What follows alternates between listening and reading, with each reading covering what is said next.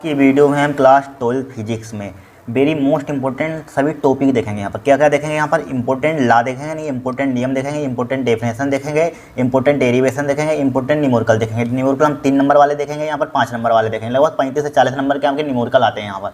ठीक है, नियम लगभग 5 नंबर के कभी कभी पूछ लिए जाते हैं एग्जाम में, ध्यान रखना। लॉन्ग में आते हैं 5 नंबर के। ठीक है, फ्राइडे के नियम, किरचॉफ के नियम, ठीक है, बहुत नियम आते हैं इंपॉर्टेंट है यहाँ पर। बायो-सेवर्ट का नियम, एम्पियर का पर्वतीय नियम यहाँ पर, ठीक है, गॉस का नियम यहाँ पर, कूलॉम का नियम, ये नियम है 5 नंबर के लगभग समथिंग फंसते हैं आपके। ठीक है, तो देखिए हमारे पास पहला टॉपिक क्या है यहाँ पर, इंपॉर्टेंट लाने के नियम। यहाँ पर ध्यान से देखना, बहुत इंपॉर्टेंट आपके फिजिक्स में 70 नंबर पक्के हो जाएंगे यहाँ पर आज ही। ठीक है, बहुत इंपॉर्टेंट है यहाँ पर, इससे बाहर कुछ नहीं जाएगा। देख लेना।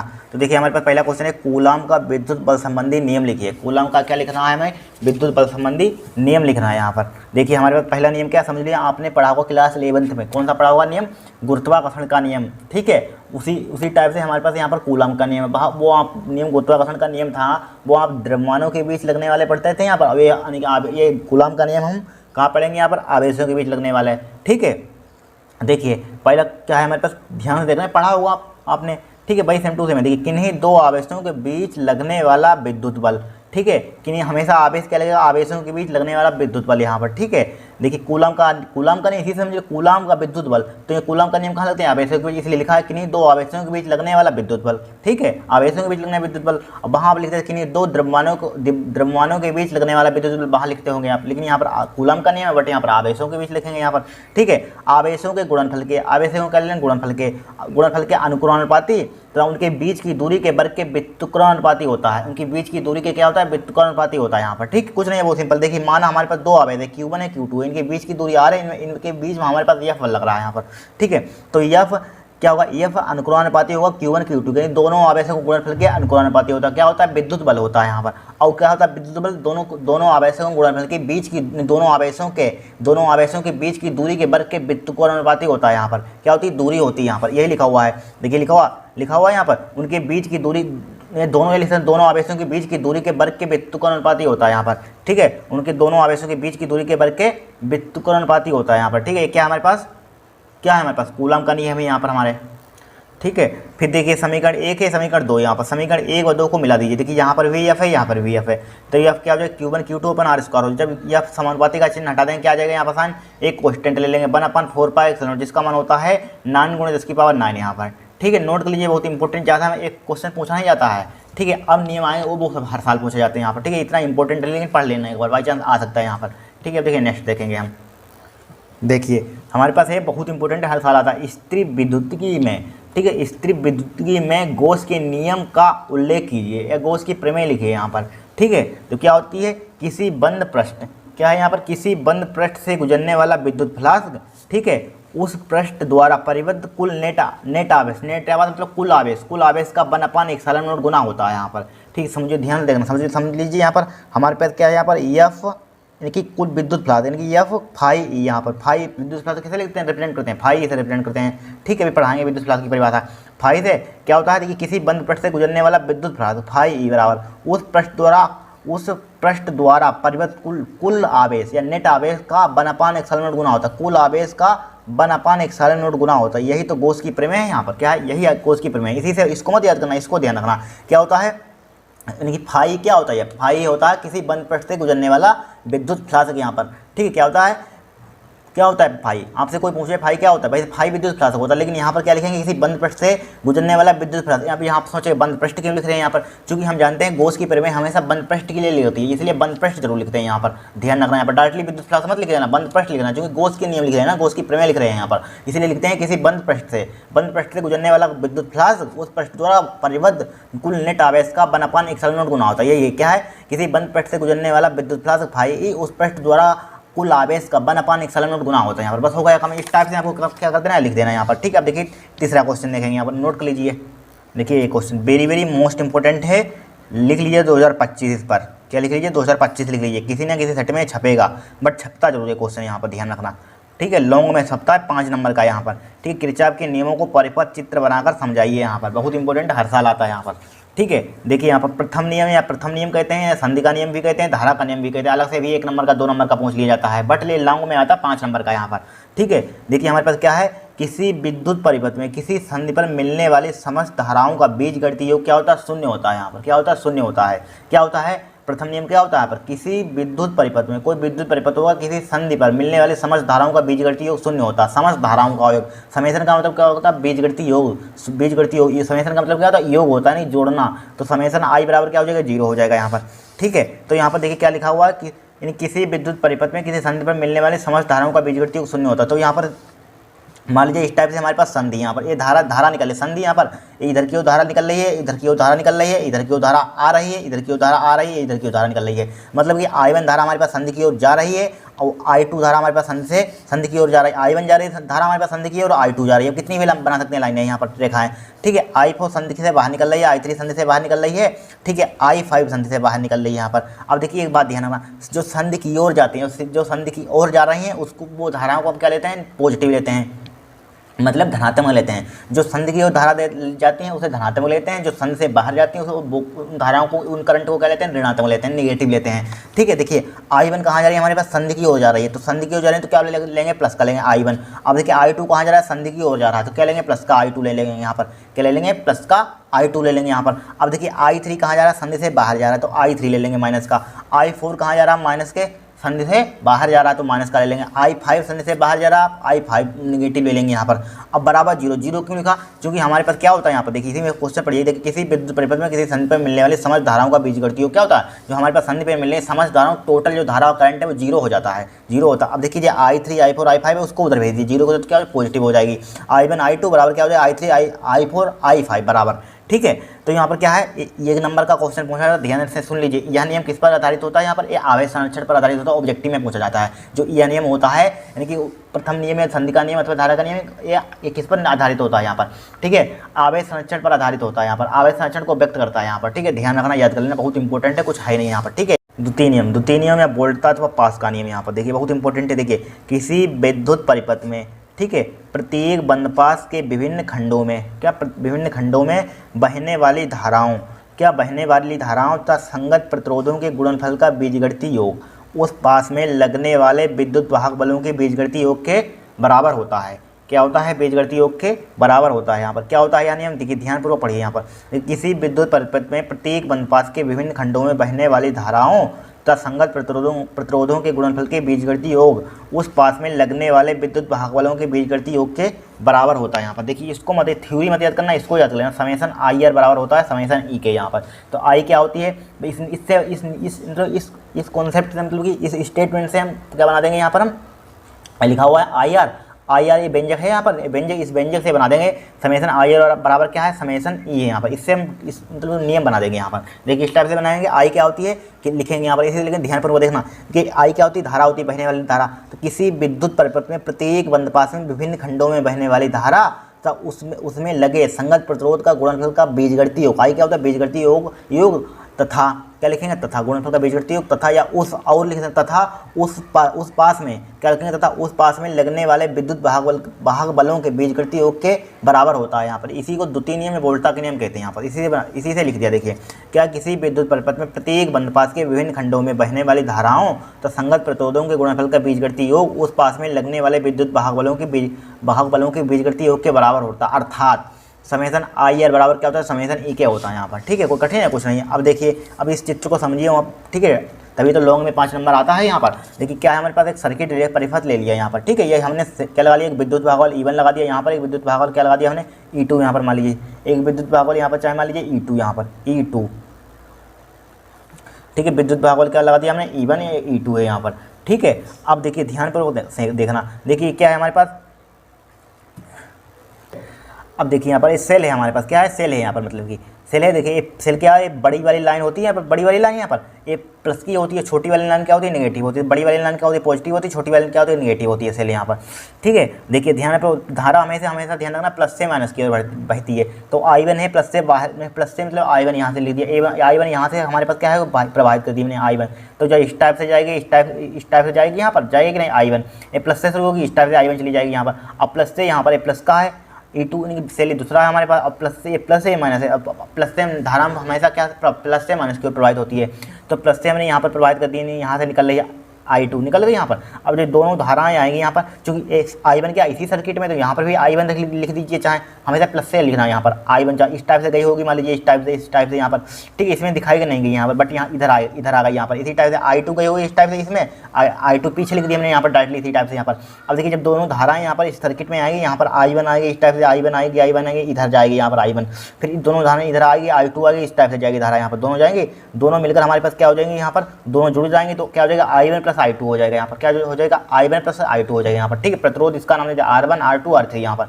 देखिए अब एक बात ध्यान रख लेना, यहाँ पर क्या लिखना है, यह नियम कहाँ पर लगाते हैं, इस नियम को लगाते हैं जहाँ, ठीक है, कहाँ लगाते हैं मालूम है, जब धारा की दिशा, देखिए जब धारा की दिशा में चल रहे हैं, क्या चल रहे हैं, जब धारा की दिशा में चल रहे हैं, धारा की दिशा में जा रहे हैं, देखिए धारा की दिशा में प्रतिरोध और धारा का गुणनफल क्या लेते हैं यहाँ पर, पॉजिटिव लेते हैं। जब धारा की दिशा में चलते हैं, प्रतिरोध और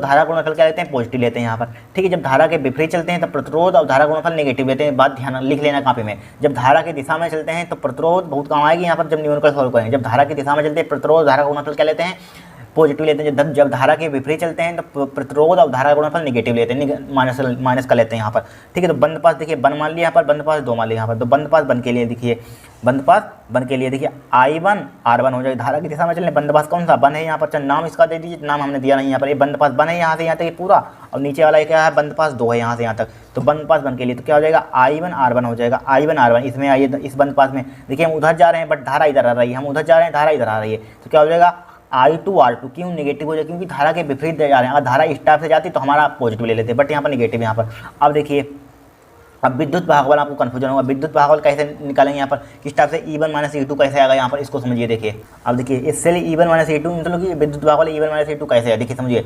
जब माइनस से प्लस की ओर चलते हैं, देखिए माइनस से प्लस की ओर चलेंगे तो पहला विद्युत भागफल क्या लेंगे यहाँ पर, E1 पॉजिटिव लेंगे, ध्यान रखना, लिख लेना कॉपी में।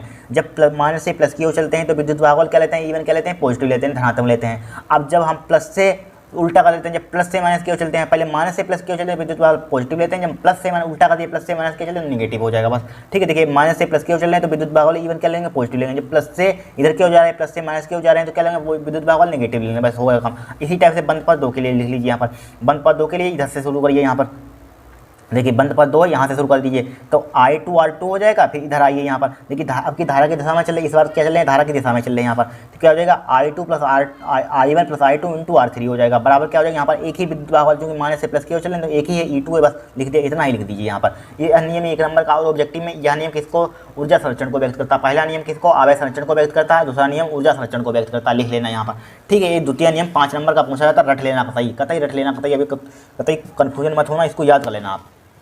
और देखिए इसको एम्पियर का परिपत्र नियम हर साल ये भी आता है, 2024, 23, 22 हर साल आता है एम्पियर का परिपत्र नियम यहाँ पर, ठीक है। एम्पियर का परिपत्र नियम का उल्लेख कीजिए यहाँ पर, ठीक है। कुछ नहीं होता, बहुत ही सिंपल होता है। क्या होता है, किसी बंद परिपथ की सीमा के अनुदिश, क्या किसी बंद परिपथ की सीमा के अनुदिश, ठीक है, चुंबकीय क्षेत्र B का रेखीय समाकलन पथ द्वारा घिरी नेट धारा I का म्यू नॉट गुना होता है। नेट धारा भाई कुल धारा का क्या होता है, म्यू नॉट गुना होता है, क्या होता है, यानी कि एम्पियर का परिपत्र नियम, किसी बंद परिपथ की सीमा के अनुदिश चुंबकीय क्षेत्र B का रेखीय समाकलन पथ द्वारा घिरी नेट धारा का म्यू नॉट गुना होता है। देखिए क्या है, किसी बंद परिपथ की सीमा के अनुदिश, ये सीमा है यहाँ पर, किसी बंद परिपथ सीमा के अनुदिश चुंबकीय क्षेत्र का रेखीय समाकलन, क्या रेखीय समाकलन, ठीक है, पथ द्वारा घिरी नेट धारा का म्यू नॉट गुना होता है। क्या होता है, म्यू नॉट गुना होता है, इसे एम्पियर का परिपत्र नियम कहते हैं। आपको कठिन है, कुछ नहीं है, क्या लिखेंगे, किसी लिखा हुआ इस टाइप से साइन होता है, क्या होता है, बंद परिपथ के लिए लगा रहे हैं यहाँ पर, अप्लाई कर रहे हैं यहाँ पर, किसी बंद परिपथ की सीमा के अनुदिश चुंबकीय क्षेत्र का रेखीय समाकलन है, क्या रेखीय समाकलन,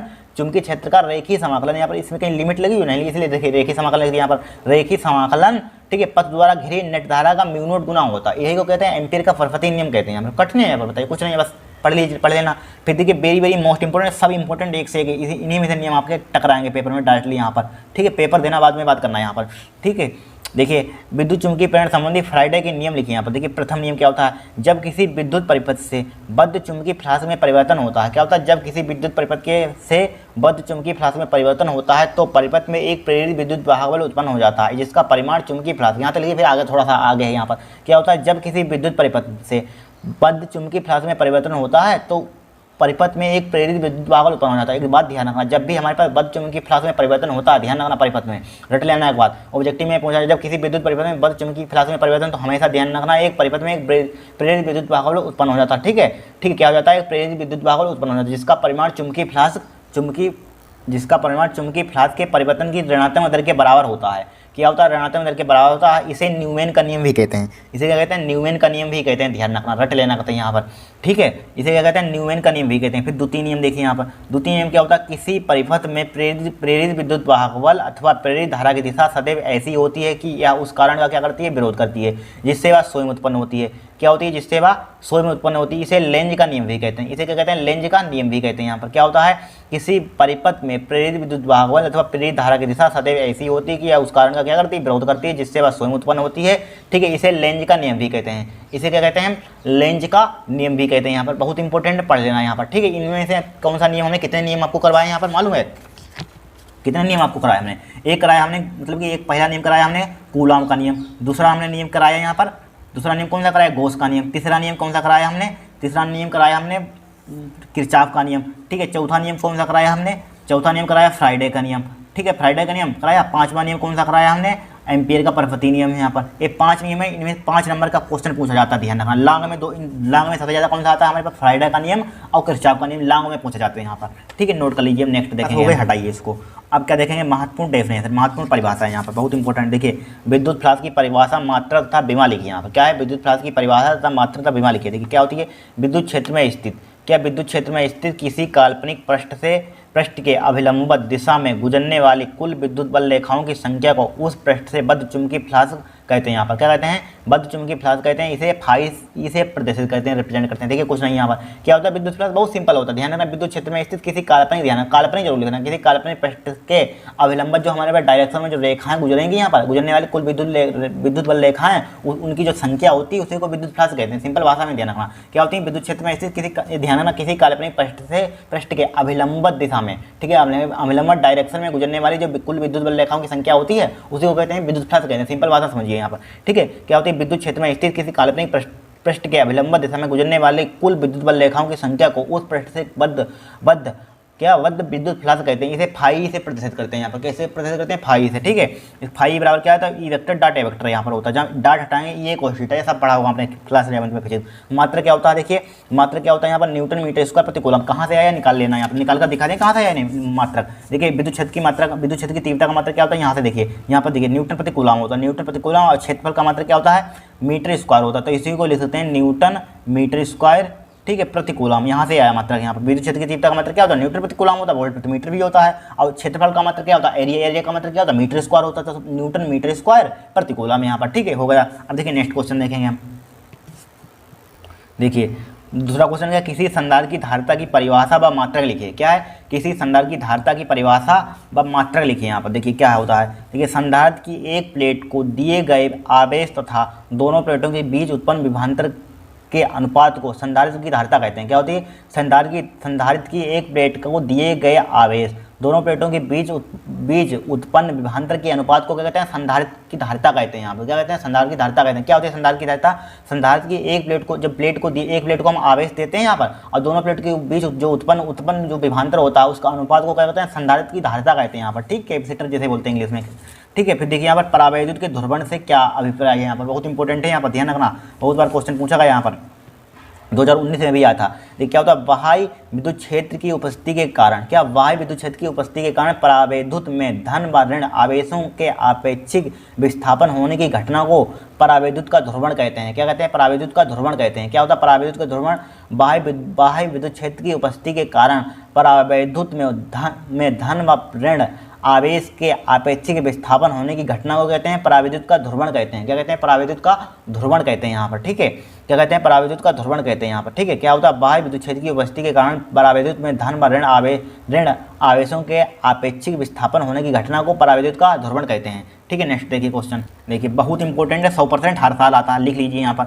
उसी में 2-3 नंबर में जुड़कर आता है क्वेश्चन, बहुत इंपॉर्टेंट। देखिए मुक्त इलेक्ट्रॉनों के अनुगमन तथा अथवा अपवावेग से क्या तात्पर्य? बहुत इंपॉर्टेंट यहाँ पर लिख लेना, 2025 में छपा हुआ क्वेश्चन है आपके, 2025 में छपा हुआ क्वेश्चन है, ध्यान रखना यहाँ पर।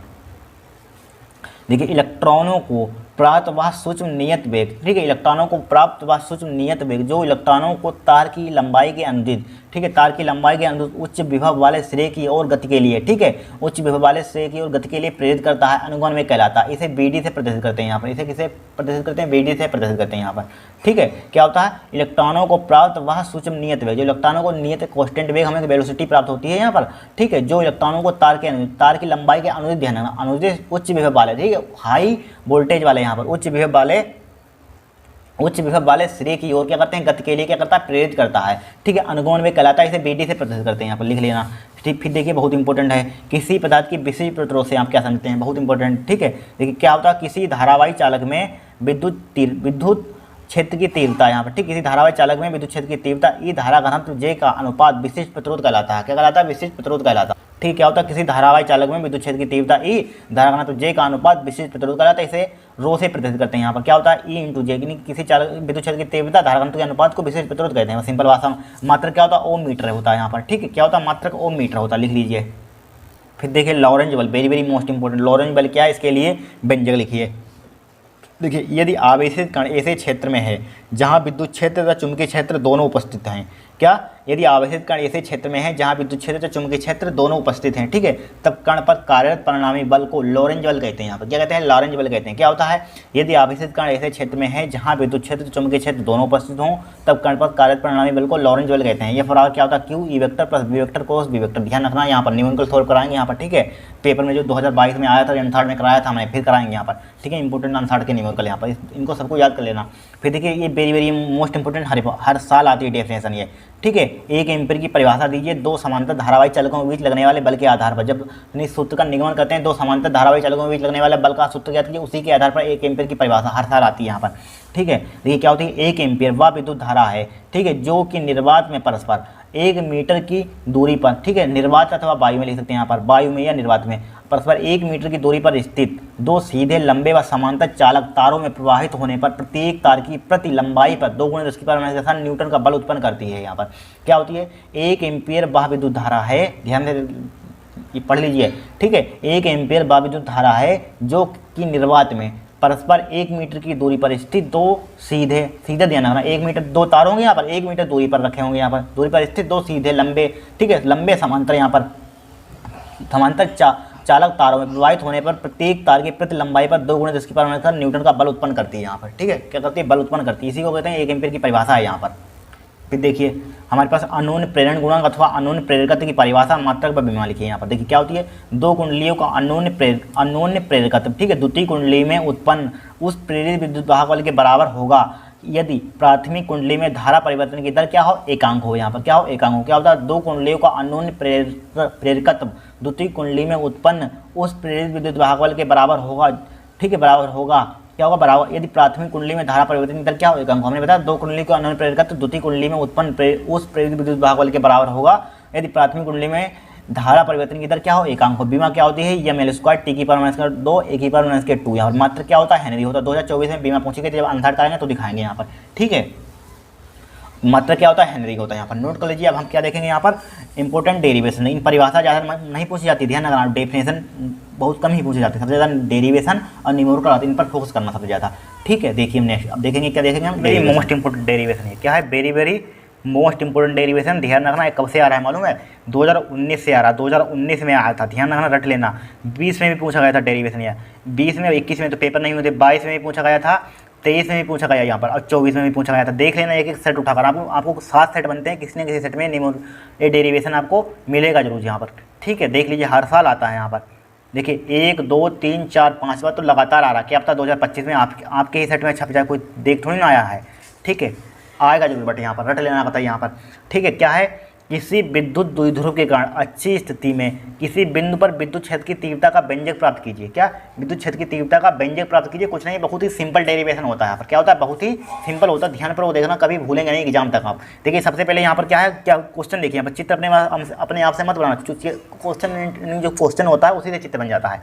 क्या है, किसी विद्युत द्विध्रुव के कारण, तो विद्युत द्विध्रुव हमारे पास क्या है, माइनस का क्यू है प्लस का क्यू है, ये क्या है हमारे पास, विद्युत द्विध्रुव है यहाँ पर, ठीक है, विद्युत द्विध्रुव बना दिया हमने, माइनस का क्यू प्लस का क्यू यहाँ पर, ठीक है। अब इनके बीच की दूरी हमने, मतलब ये पूरी 2l दूरी होती है, यहाँ से यहाँ तक पूरी क्या होती है, 2l दूरी होती है यहाँ पर, यहाँ से यहाँ तक क्या होती है, पूरी 2l दूरी है, मान लीजिए सपोज दैट, ठीक है। अब मान लीजिए यहाँ पर यानी कि दोनों विद्युत द्विध्रुवों की दूरी, जो हमारे पास विद्युत द्विध्रुव होता है उनके आवेशों के बीच दूरी क्या होती है, 12 होती है। मालूम है आपको भी, मालूम है, हमें भी मालूम है। ठीक है, लेकिन यहाँ पर देखिए बीच में हमने बिंदु ओ ले लिया, इसके मिड पॉइंट में क्या ले लिया, बीच में बिंदु पी ले लिया। यहाँ पर मिड पॉइंट क्या करता है, जो लाइन होती है उसको आधी आधी भागों में बांट देता है। ये पूरी दूरी हमारे पास 12 है। अब मिड पॉइंट हमने ओ ले लिया, तो यहाँ से यहाँ तक पूरी दूरी, यहाँ से यहाँ तक ओ से बी तक की दूरी यल हो जाएगी, ओ से ए तक की दूरी हमारे पास क्या हो जाएगी, यल हो जाएगी। हो जाएगी कि नहीं हो जाएगी। अब देखिए, अब यहाँ तक हमने काम खत्म कर लिया। फिर क्या, किसी बिंदु पर विद्युत क्षेत्र की तीव्रता का व्यंजक प्राप्त की, किसमें, अच्छी स्थिति में, ऊपर मत ले लेना, नीचे सीधे लीजिए, चाहे इधर ले लीजिए चाहे इधर। हमने मान लीजिए इधर ले लिया। मान लीजिए यहाँ पर बिंदु पी है, यहाँ पर हमें विद्युत क्षेत्र की तीव्रता निकाली, यहाँ पर कहाँ पर निकाली, यहाँ पर निकाली, यहाँ पर बिंदु पी पर। ठीक है, यहाँ पर निकाली, कितनी दूर ले सकते हैं यहाँ पर। अब देखिए, जब बिंदु ओ से अब यहाँ पर हमें विद्युत क्षेत्र की तीव्रता निकालनी है, तो यहाँ से यहाँ तक आपको दूरी भी मालूम होनी चाहिए। तो बिंदु ओ से और हमने आर तक, यानी कि यहाँ से निकाल ली, आर तक की दूरी हमने क्या मान ली, हमने यानी कि बिंदु ओ से पी तक की दूरी हमने आर मान ली, यानी कि यहाँ से यहाँ तक की दूरी हमने आर मान ली। आप कुछ भी मान सकते हैं यहाँ पर, आर डी पी कुछ भी दूरी मान सकते हैं। ठीक, हमने आर मान ली, यहाँ पर मान ली यार, अब मान ली यार। अब देखिए, बिंदु बी के कारण विद्युत क्षेत्र की तीव्रता हमारे पास दिशा क्या होगी, बाहर की ओर होगी, इधर की ओर होगी यहाँ पर। ठीक है, उधर की ओर होगी। अब बिंदु ए के कारण निगेटिव वाला साइन क्या होता है, खींचता है, और पॉजिटिव वाला साइन क्या होता है, यानी कि एक आकर्षित करता है, प्रतिकर्षित करता है। निगेटिव वाला साइन क्या होता है, आकर्षित करेगा, और पॉजिटिव वाला साइन क्या होगा, प्रतिकर्षित करेगा। ठीक है, तो इसकी ओर क्या हो जाएगी, बाहर की ओर जाएगा। निगेटिव वाला साइन है, यानी कि बिंदु ए के कारण क्या हो जाएगी, विद्युत क्षेत्र की तीव्रता अंदर की ओर खींचेगा यहाँ पर। तो क्या हो जाएगा, ए हो जाएगा यहाँ पर। हो जाएगा कि नहीं हो जाएगा, यहाँ पर हो जाएगा। क्योंकि क्या होगा, ई भी बड़ा होगा, बाहर की ओर जा रहा है। यहाँ पर पॉजिटिव वाले की विद्युत क्षेत्र की तीव्रता क्या होगी, बड़ी होगी, ई छोटे, यानी कि और निगेटिव वाले की विद्युत क्षेत्र की तीव्रता क्या होगी, निगेटिव होगी यहाँ पर। ठीक है सर, अब देखिए ध्यानपूर्वक देखना यहाँ पर। सबसे पहले यहाँ पर हम क्या करेंगे, सबसे पहले हम प्लस क्यू के कारण, इस प्लस क्यू के कारण यहाँ पर निकाल लीजिए विद्युत क्षेत्र की तीव्रता बिंदु पी पर यहाँ पर। तो पहले यहाँ पर उसका बिंदु आवेश के कारण विद्युत क्षेत्र की तीव्रता आपका फार्मूला मालूम होना चाहिए। बिंदु आवेश के कारण विद्युत क्षेत्र की तीव्रता का फार्मूला क्या होता है, चाहे लिख लेना, यहीं पर लिख दें। बिंदु आवेश के कारण विद्युत क्षेत्र की तीव्रता का फार्मूला होता है हमारे पास, क्या होता है, 1/4 pi epsilon naught Q upon R square होता है।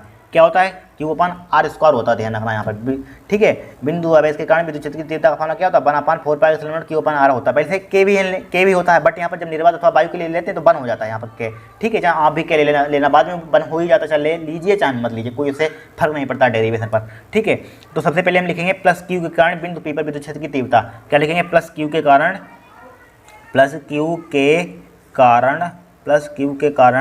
बिंदु पी पर विद्युत क्षेत्र की तीव्रता, बिंदु पी पर विद्युत क्षेत्र की तीव्रता, विद्युत क्षेत्र की तीव्रता। ठीक है, क्या, प्लस क्यू के कारण बिंदु पी पर विद्युत क्षेत्र की तीव्रता, यानी कि यहाँ से कहाँ से, यहाँ से यहाँ पर निकाल रहे हैं हम। ठीक, कहाँ से निकाल रहे हैं, यहाँ से यहाँ तक निकालना है, बट यहाँ से यहाँ तक आपको दूरी भी मालूम होनी चाहिए। यहाँ से यहाँ तक क्या मालूम होनी चाहिए, आपको दूरी भी मालूम होनी चाहिए। तो कैसे मिलेगी दूरी बताइए। देखिए, यहाँ से यहाँ तक पूरी दूरी हमारे पास आर है, अब इतनी दूरी यल है, तो यहाँ से यहाँ तक कितनी दूरी बचेगी, यहाँ से यहाँ तक बिंदु बी से पी तक की दूरी कितनी बचेगी बताइए। यहाँ पर बिंदु बी से बिंदु पी तक की दूरी बताइए कितनी बचेगी। देखिए, पूरी आर है, अब इतनी इसने काट ली, तो इतनी कितनी बचेगी, यल माइनस के, आर माइनस के एल बड़े में से छोटा घटा देंगे, आर माइनस का एल बचेगी। यहाँ से यहाँ तक की दूरी, यहाँ से यहाँ तक की दूरी कितनी बचेगी, आर माइनस का एल बचेगी यहाँ पर। ठीक है, आर माइनस का एल बचेगी। देखिए, आपको कन्फ्यूजन होगा। मान लीजिए सपोज डेट मान लीजिए दूरी हमारे पास ये 10 है, यहाँ से बिंदु ओ से पी तक की दूरी 10 है, और इतनी यहाँ बिंदु ओ से बी तक की दूरी 2 है यहाँ पर। ठीक है, आपसे पूछे कोई इतनी दूरी कितनी हो जाएगी, बिंदु बी से ओ तक की दूरी, पी तक की दूरी क्या हो जाएगी यहाँ पर, तो आप बताएंगे, तुरंत बता देंगे। यहाँ पर क्या बता देंगे, 8 हो जाएंगे। कि कहाँ से हो जाएगी 8, लाए कहाँ से 8, आप लाए कहाँ से 8 हो जाएगी। यानी जब 10 में से आपने 2 घटाया होगा तभी तो 8 आया होगा, लेकिन यहाँ पर हमें कोई डिजिट अंक नहीं मालूम, डिजिट नहीं मालूम है, यहाँ पर नंबर नहीं मालूम है। ठीक है, तो हमारे पास क्या है, यहाँ पर आर एक वेरिएबल है हमारे पास।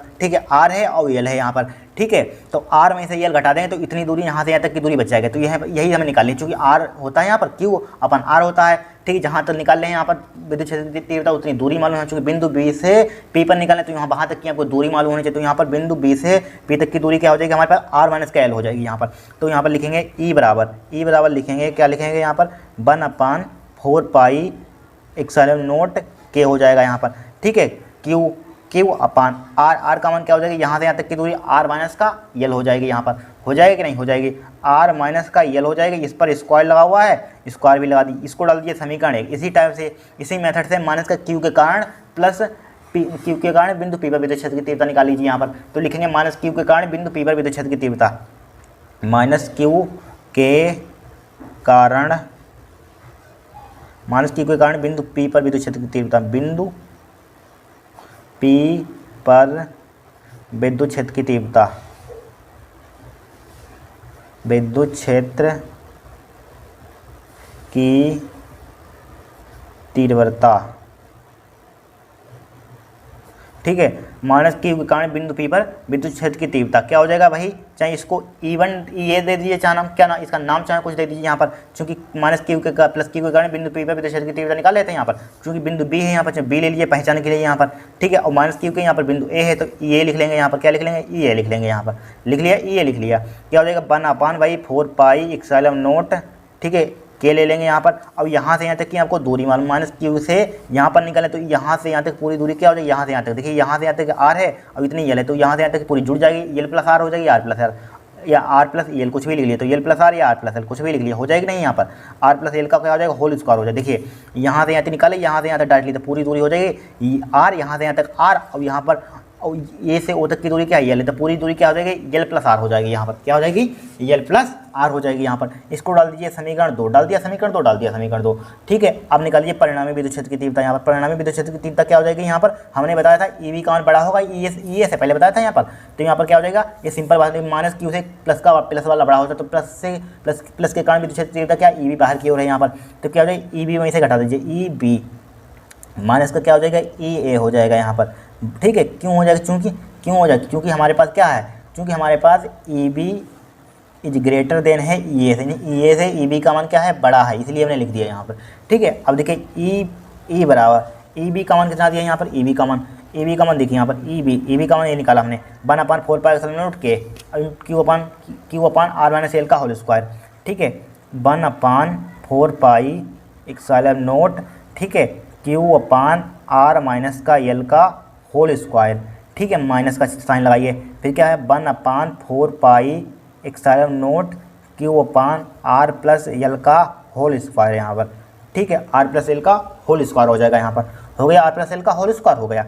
अब देखिए ध्यान से पूरा देखें, 1/4 pi epsilon naught Q, 1/4 pi epsilon naught Q क्या मिल रहा है हमें, कॉमन मिल रहा है, ले लीजिए कॉमन, ठीक है, जिससे कि हमारे पास कैलकुलेशन सिंपल हो जाएगी। तो क्या ले लेंगे 1/4 पाई एप्सिलॉन नॉट क्यू, और कुछ मिल रहा है कॉमन यहाँ पर, यही मिल रहा है common 1/4 pi epsilon naught Q, but यहाँ पर के लिख लीजिए, के क्यों छोड़ रहे हैं यहाँ पर, के भी लिख लीजिए भाई साहब, के, ठीक है, के लिख लीजिए यहाँ पर। क्या बचा हमारे पास 1/, ब्रैकेट क्लोज कर दीजिए यहाँ पर, आर माइनस एल का होल स्क्वायर, ठीक है, माइनस का क्या है यहाँ पर 1/r प्लस एल का होल स्क्वायर, ठीक है, ब्रैकेट क्लोज कर दिया हमने, कर दिया यहाँ पर, कर दिया।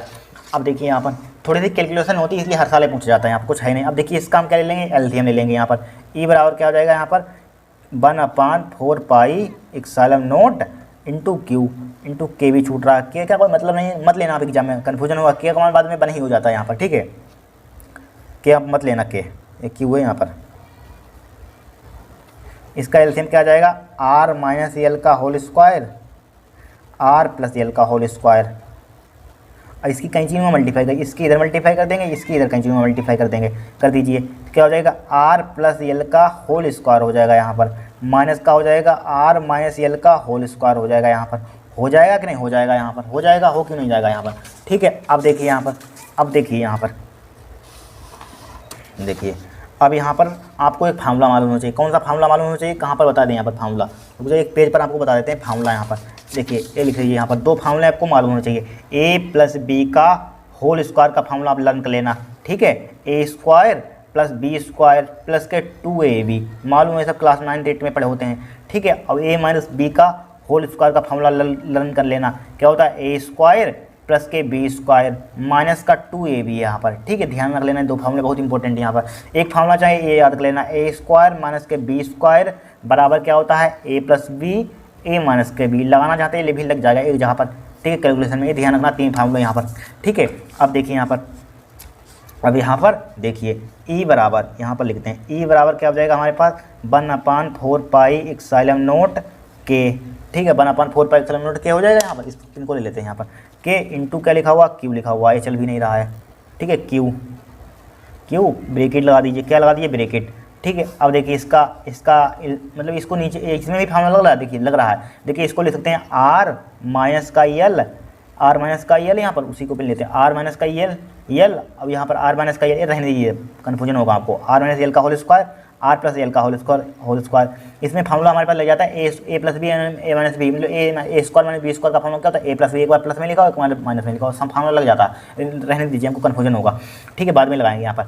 अब देखिए यहाँ पर A square plus B square का फार्मूला खोल दीजिए, ए प्लस बी का होल स्क्वायर का फार्मूला क्या होता है, ए स्क्वायर क्या होता है, ए स्क्वायर होता है, यहाँ पर होता है कि नहीं, ए स्क्वायर प्लस बी स्क्वायर का एल स्क्वायर प्लस के 2ab 2rl, ठीक है, माइनस का ब्रैकेट क्लोज कर दीजिए यहाँ पर, फिर क्या हो जाएगा A square R square plus का B square L square minus का 2rl हो जाएगा। फार्मूला भी लिखवा चुके हैं, देख लेना यहाँ पर, ठीक है, लिखवाया फार्मूला है, ठीक है। अब देखिए ई बराबर क्या हो जाएगा यहाँ पर, ई बराबर हो जाएगा 1/4 पाई एप्सिलॉन नॉट के इंटू क्यू हो जाएगा यहाँ पर। अब देखिए आर स्क्वायर प्लस का एल स्क्वायर प्लस का 2r, यहाँ पर 2 लीजिए, 2rl माइनस के अंदर मल्टीप्लाई कर दीजिए, माइनस का आर स्क्वायर हो जाएगा माइनस का एल स्क्वायर हो जाएगा प्लस का 2rl हो जाएगा यहाँ पर, ठीक है, 2rl हो जाएगा कि नहीं हो जाएगा, 2rl हो जाएगा, ठीक है। अब डिवाइडेड बाई क्या लिखा हुआ है, देखिए डिवाइड बाई आर माइनस का एल का होल स्क्वायर लिखा हुआ है, आर प्लस एल का होल स्क्वायर लिखा हुआ है,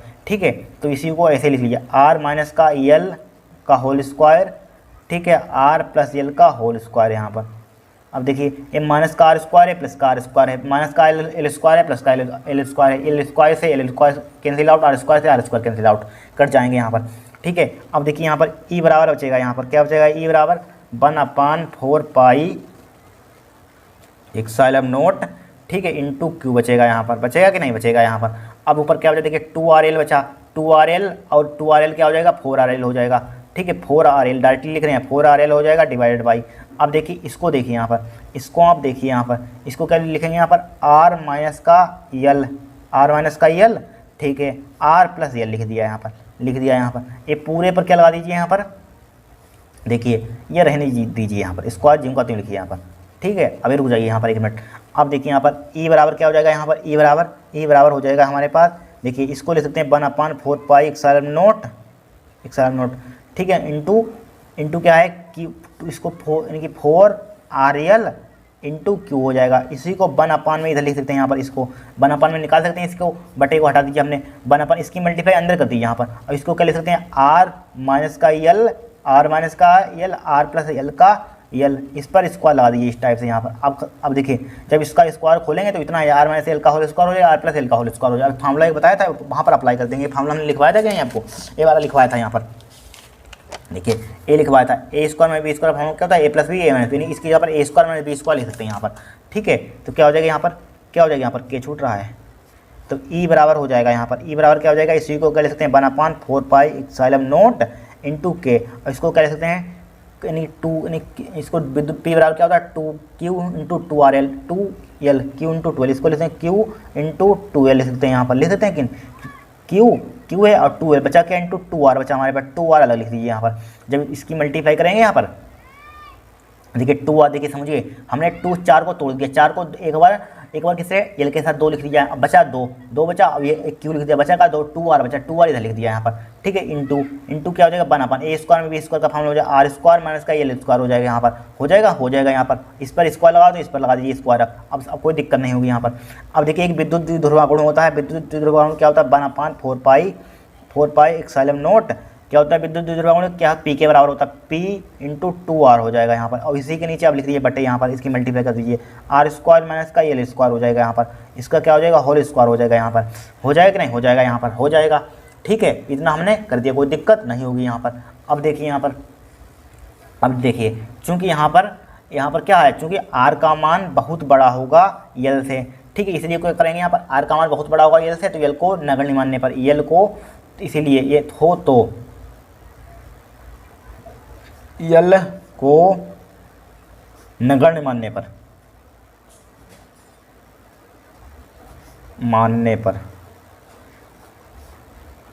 एल को नगण्य मानने पर, यानी एल को छोड़ दीजिए, एल को 0 के बराबर मान लीजिए, ठीक है। तो ई बराबर क्या हो जाएगा हमारे पास, ठीक है, ई बराबर क्या हो जाएगा यहाँ पर 1/4 पाई एप्सिलॉन नॉट के इंटू क्या हो जाएगा, ऊपर क्या है हमारे पास p इंटू 2r है, और ये एल को एल 0 हो जाएगा, हटाई छोड़िए तो आर स्क्वायर, आर इस पर स्क्वायर लगा हुआ है, यहाँ पर आर स्क्वायर हो जाएगा यहाँ पर, ठीक है। अब देखिए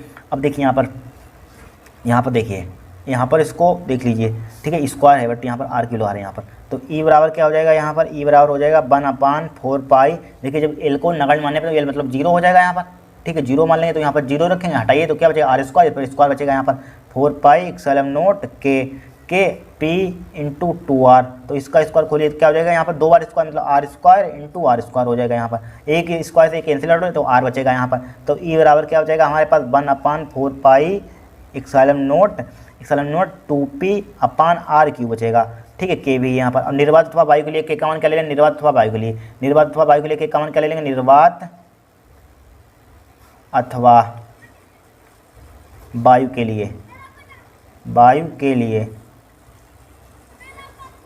के का मान क्या ले लेंगे यहाँ पर 1 ले लेंगे यहाँ पर, ठीक है, के का मान क्या ले लेंगे 1 ले लेंगे, तो यहाँ पर ई बराबर क्या हो जाएगा यहाँ पर के का मान 1/4 पाई एप्सिलॉन नॉट, ठीक है, 2p/r³। यही क्या होता है हमारे पास अच्छी स्थिति में आपका व्यंजक होता है, ये पूछा जाता है 3 नंबर का, हर साल आता है यहाँ पर, ठीक है, बताया आपको, तो कुछ कठिन है वो सिंपल भाषा में आपको बताया यहाँ पर, ठीक है। विद्युत क्षेत्र की तीव्रता न्यूटन प्रति कूलम मात्रक हो जाएगा, इस टाइप से कर सकते हैं डेरिवेशन, कुछ नहीं है, बहुत ही सिंपल है यहाँ पर, ठीक है, लगातार हर साल आता है, इसको रट लेना है यहाँ पर, जिस टाइप से हमने बताया उसी टाइप से एक बार प्रैक्टिस कर लेना है यहाँ पर, ठीक है। नेक्स्ट देखेंगे हम डेरिवेशन नंबर 2, देखिए क्या है हमारे पास, बहुत इंपॉर्टेंट है, हर साल आता है। समांतर प्लेट संधारित्र की धारिता के लिए सूत्र का निगमन कीजिए, वेरी वेरी मोस्ट इंपॉर्टेंट है, 2025 पर डाल लीजिए, किसी न किसी सेट में छपेगा जरूर, यहाँ पर ध्यान रखना, हर साल आता है 2025 में, एक किसी न किसी सेट में छपेगा जरूर यहाँ पर, ठीक है। देखिए कुछ नहीं, यहाँ पर क्या बोला गया है, समांतर प्लेट संधारित्र की धारिता के लिए सूत्र का निगमन कीजिए, सूत्र का निगमन करना है यहाँ पर, क्या बोला गया, समांतर प्लेट, दो हमारे पास देखिए समांतर प्लेट हैं, दो हमारे पास क्या है समांतर प्लेट, एक प्लेट x से एक प्लेट y। यहाँ पर अगर थ्योरी लिखना चाहते हैं, जो बोल रहे हैं वही थ्योरी लिखी जाती है, कुछ थ्योरी याद नहीं की जाती है, ध्यान रखना कि याद करके यहाँ पर लिख रहे हैं, यहाँ पर जो यहाँ पर बना हुआ वही यहाँ पर लिख दिया जाता है। देखिए क्या यहाँ पर इसी से लिख देते हैं, थ्योरी अगर लिखना चाहते हैं तो यहाँ पर एग्जाम में बनाना चाहते हैं, थ्योरी अगर लिखना आपको मन है लिखने का यहाँ पर, ठीक है। क्या है हमारे पास, माना हमारे पास प्लेट x है और प्लेट y है, यहाँ पर माना हमारे पास क्या है, यहाँ पर एक प्लेट एक समांतर लिख देते हैं, समांतर है तो समांतर लिख दीजिए, माना हमारे पास क्या एक समांतर प्लेट x था y है, यहाँ पर क्या है समांतर प्लेट x था y है यहाँ पर, ठीक है, जिनमें मान सकते हैं जिनमें प्रत्येक का क्षेत्रफल a मीटर स्क्वायर है, जहाँ मान सकते हैं जिनमें प्रत्येक का क्षेत्रफल a मीटर स्क्वायर है यहाँ पर, ठीक है, जिनमें प्रत्येक का क्षेत्रफल क्या है a मीटर स्क्वायर है, उनके बीच की दूरी हमारे पास क्या है d है, यहाँ पर दोनों प्लेटों के बीच की दूरी क्या है d है यहाँ पर, ठीक है, कुछ भी ले सकते हैं, डी एल ले सकते हैं, मान लीजिए हमने डी ले लिया, यहाँ पर दोनों प्लेटों के बीच की दूरी क्या है डी है, और प्लेटों के बीच परावैद्युतांक मान लीजिए सपोज डेट हमने प्लेटों के बीच परावैद्युतांक के मान लिया, प्लेटों के बीच परावैद्युतांक हमने क्या मान लिया के मान लिया यहाँ पर, ठीक है। और हम देखिए क्या करेंगे यहाँ पर, देखिए यहाँ पर क्या है, एक्स प्लेट पर क्या है यहाँ पर प्लस का क्यू आवेश है, वाई प्लेट पर क्यू क्या है नेगेटिव आवेश है यहाँ पर। अब देखिए यहाँ पर लिखेंगे, यहाँ पर जब हम प्लेट एक्स को प्लस क्यू आवेश देते हैं, क्या जब प्लेट एक्स को हम क्यू आवेश देते हैं तो बाई तथा बाई को किससे जोड़ देते हैं, बाई को हम क्या पृथ्वी से जोड़ देते हैं, जब प्लेट एक्स को हम क्यू आवेश देते हैं, जब बाई प्लेट को हम पृथ्वी से जोड़ देते हैं, बाई को किससे जोड़ देते हैं, पृथ्वी से जोड़ देते हैं, ठीक है। प्रेरण विधि से क्या लिखेंगे यहाँ पर, और लिखेंगे प्रेरण विधि से, प्रेरण विधि से बाई के अंदर वाली प्लेट पर उतना ही ऋण आवेश क्या हो जाता है, उत्पन्न हो जाता है, फैल जाता है, ठीक है। और बल रेखाएं हमारे पास क्या है, बल रेखाएं एक्स प्लेट से बाई की ओर हैं। अगर माना लिखना चाहते हैं दो चार लाइन लिख लेना, क्या लिख लेना, माना हमने बोला, ठीक है। अगर थ्योरी लिखना चाहते हैं थ्योरी लिख लेना, माना सुन लीजिए ध्यान दें, माना हमारे पास दो समांतर प्लेटें हैं, जो प्लेट एक्स था बाई है यहाँ पर, ठीक है। माना हमारे पास दो समांतर प्लेट हैं जो प्लेट एक्स था बाई है, जिनमें प्रत्येक का क्षेत्रफल ए मीटर स्क्वायर है, जिनमें प्लेटों का क्षेत्रफल ए मीटर स्क्वायर, उनके बीच की दूरी डी है, और प्लेटों के बीच परावैद्युतांक के है यहाँ पर। जब प्लेट एक्स को क्यू प्लस क्यू आवेश देते हैं तो प्लेट वाई को पृथ्वी से जोड़ देते हैं, ठीक है। प्लेट वाई को किससे जोड़ देते हैं, पृथ्वी से जोड़ देते हैं। प्रेरण विधि से वाई की अंतर सतह पर माइनस का ऋण आवेश उतना ही उत्पन्न हो जाता है जितना धनावेश प्लेट एक्स पर होता है, ठीक है। लिखना चाहते लिख लेना, यहाँ पर बल रेखा हमारे पास क्या है, प्लेट एक्स से वाई की ओर है यहाँ पर, ठीक है। अब देखिए यहाँ पर सबसे पहले हम क्या निकालेंगे, यहाँ पर इसका हमें डेरिवेशन करना है। सबसे पहले हम प्लेटों के बीच, ये प्लेटें हैं यहाँ पर, प्लेट एक्स से प्लेट वाई है, तो प्लेटों के बीच आप यहाँ पर विद्युत क्षेत्र की तीव्रता निकाल लीजिए। पहले निकालेंगे प्लेटों के बीच विद्युत क्षेत्र की तीव्रता निकालेंगे, फिर प्लेटों के बीच विभवांतर निकालेंगे, बस हमारा डेरिवेशन हो जाएगा यहाँ पर। सबसे पहले हम यहाँ पर निकालेंगे प्लेटों के बीच, ये प्लेट है, प्लेटों के बीच विद्युत क्षेत्र की तीव्रता लिखिए, प्लेटों के बीच विद्युत क्षेत्र की तीव्रता यहाँ पर दिख रहा है आपको, प्लेटों के बीच विद्युत क्षेत्र, प्लेटों के बीच विद्युत क्षेत्र निकालिए। विद्युत क्षेत्र को किससे रिप्रेजेंट करते हैं, यहाँ पर लिखिए ई ई बराबर हमारे पास फार्मूला क्या हो जाएगा, ई बराबर हो जाएगा यहाँ पर क्या हो जाएगा, यहाँ पर प्लेटों के बीच, यहाँ पर आपने गॉस के नियम के अनुप्रयोग पढ़े होंगे। यहाँ पर समझिए प्लेटों के बीच विद्युत क्षेत्र का फार्मूला आपने पढ़ा होगा। यहाँ पर क्या पढ़ा होगा आपने, प्लेटों के बीच विद्युत क्षेत्र का फार्मूला क्या होता है, सिग्मा अपान इप्सिलॉन नॉट होता है। भाई से आपने पढ़ा होगा कि नहीं। लेकिन यहाँ पर हमने परावैद्युतांक क्या माना, के माना यहाँ पर, तो यहाँ पर के लिख लीजिए। यहाँ पर लिख लिया के, कोई दिक्कत नहीं होगी यहाँ पर, ठीक है। जहाँ सिग्मा क्या है मालूम है, सिग्मा क्या है यहाँ पर, सिग्मा है यहाँ पर आवेश का पृष्ठ घनत्व, के क्या है यहाँ पर माध्यम का परावैद्युतांक, इप्सिलॉन नॉट का है यहाँ पर निर्वात की विद्युतशीलता यहाँ पर, ठीक है। और ये तो आप जानते हैं क्या है यहाँ पर। अब देखिए, अब यहाँ पर ध्यान से देखना है यहाँ पर, यानी कि पृष्ठ आवेश यानी पृष्ठ घनत्व, आवेश का पृष्ठ घनत्व का एक फार्मूला आपने पढ़ा होगा। यहाँ पर आवेश का पृष्ठ घनत्व का फार्मूला, चूंकि कहाँ पर यहाँ पर लिख दीजिए, यहाँ पर चूंकि आवेश का पृष्ठ घनत्व, आवेश का पृष्ठ घनत्व का फार्मूला क्या होता है, सिग्मा बराबर होता है क्यू अपान ए, होता है कि नहीं, होता है क्यू अपान ए। अब यहाँ पर देखिए ध्यान से देखना, ई बराबर हमारे पास देखिए क्या लिखा हुआ है यहाँ पर, ए लिखा हुआ सिग्मा अपान के इप्सिलॉन नॉट, ध्यान से देखना के इप्सिलॉन नॉट लिखा हुआ, इसी को क्या ले सकते हैं 1 अपान के इप्सिलॉन नॉट मल्टीप्लाई सिग्मा, लिख सकते हैं कि नहीं। इतना जब इसकी मल्टीप्लाई करेंगे तो इतना ही आ जाएगा यहाँ पर। अब आपको दिक्कत नहीं हुई, कन्फ्यूजन नहीं हुआ इसको सोल्व करने में। देखिए ई बराबर देखिए सिग्मा का मान कितना दिया है, क्यू अपान ए, तो 1 अपान के इप्सिलॉन नॉट, और सिग्मा की यहाँ पर पुट कर दिए क्यू अपान ए इंटू क्यू अपान ए, पुट कर दिया यहाँ पर क्यू अपान ए। इसी को क्या ले सकते हैं यहाँ पर, यहीं पर समीकरण 1 डाल दीजिए यहाँ पर, चाहे इसको समीकरण 1 डाल दीजिए यहाँ पर, डाल दिया समीकरण 1 डाल दिया यहाँ पर। अब बोलिए क्या करेंगे यहाँ पर। अब हमने बताया था प्लेटों के बीच हमने विद्युत क्षेत्र निकाली हमने, ठीक है। प्लेटों के बीच क्या निकाली हमने, विद्युत क्षेत्र निकाले। अब प्लेटों के बीच क्या निकाल लीजिए, विभवांतर निकाल लीजिए, ठीक है। हमेशा ध्यान रखना, डेरिवेशन आए ध्यान रखना दिमाग में। पहले हम निकालते हैं समांतर प्लेट में विद्युत क्षेत्र निकालते हैं प्लेटों के बीच, और फिर विभवांतर निकालते हैं। अगर दो चीज़ आपको ध्यान है तो डेरिवेशन तुरंत कभी भूलेंगे नहीं पेपर तक, ठीक है। अब प्लेटों के बीच क्या निकाल लेंगे, विभवांतर निकाल लेंगे यहाँ पर, प्लेटों के बीच विभवांतर, प्लेटों के बीच विभवांतर,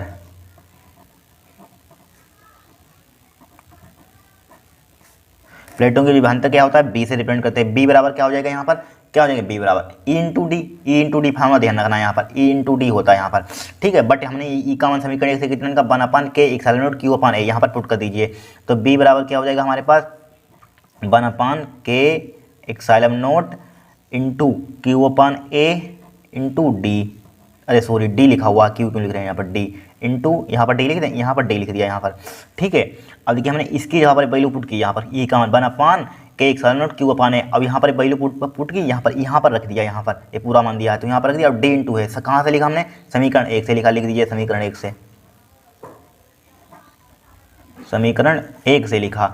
अब बोलिए बी का मान हमें विद्युत क्षेत्र की विभवांतर निकाल लिया, हमने निकाल लिया, विभवांतर निकाल लिया। अब देखिए हमें बट यहाँ पर निकालने क्या है, यहाँ पर हमें डेरिवेशन किसका करना है, यानी कि धारिता के लिए सूत्र प्राप्त किए, धारिता निकालना। धारिता के लिए फार्मूला क्या होता है हमारे पास, धारिता के लिए होता है फार्मूला सी बराबर होता है क्यू अपान बी, होता है कहीं, होता है सी बराबर क्यू अपन बी का मान क्या दिया 1 अपान के इप्सिलॉन नॉट इंटू क्या है हमारे पास क्यू डी अपान ए है यहाँ पर, क्यू डी अपान क्या है हमारे पास, क्यू डी अपान ए है यहाँ पर, है कि नहीं, क्यू डी अपान ए है यहाँ पर, ठीक है। अब बोलिए क्या करेंगे यहाँ पर हम, देखिए अब यहाँ पर देखिए सी बराबर, यहाँ पर सी बराबर क्या है क्यू को हमने एच टी लिखा है यहाँ पर, मल्टीप्लाई ए का क्या जाए ऊपर हो जाएगा, ये कहाँ चला जाएगा हमारे पास, कहाँ पहुँच जाएगा, ऊपर पहुँच जाएगा यहाँ पर। तो ए के इप्सिलॉन नॉट अपान क्या आ जाएगा, नीचे क्या आ जाएगा, क्यू डी बचेगा यहाँ पर। उल्टा करना तो आप जानते होंगे, देखिए सपोज डेट मान लीजिए 2/3 लिखा है और 5/4 लिखा, इसको आप किस टाइप से लिखते थे,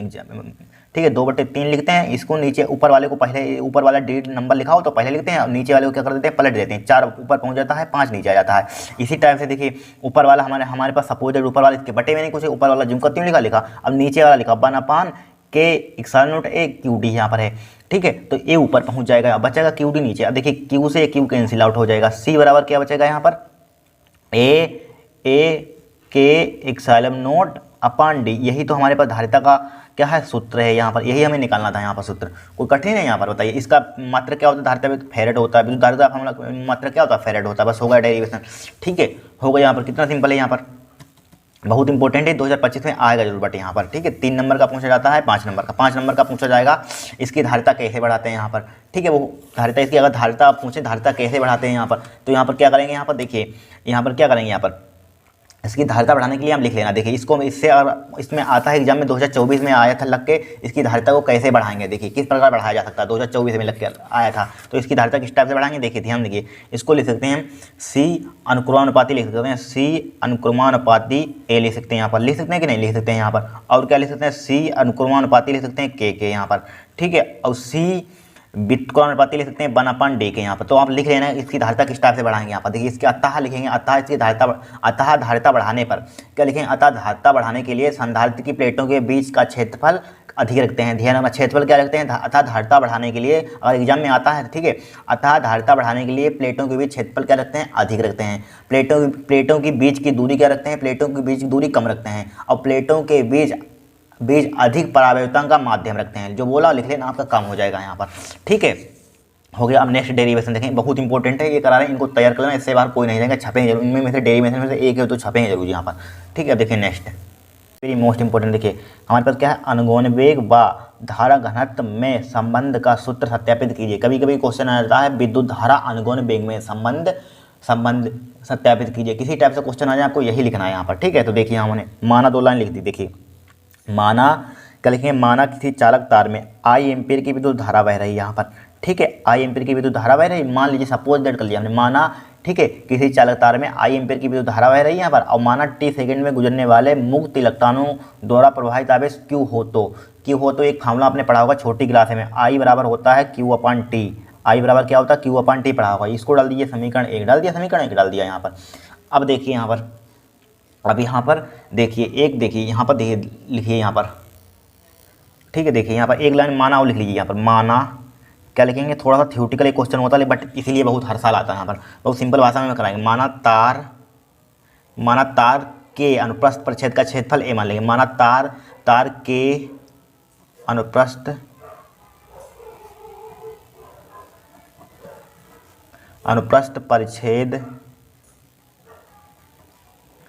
परिच्छेद का क्षेत्रफल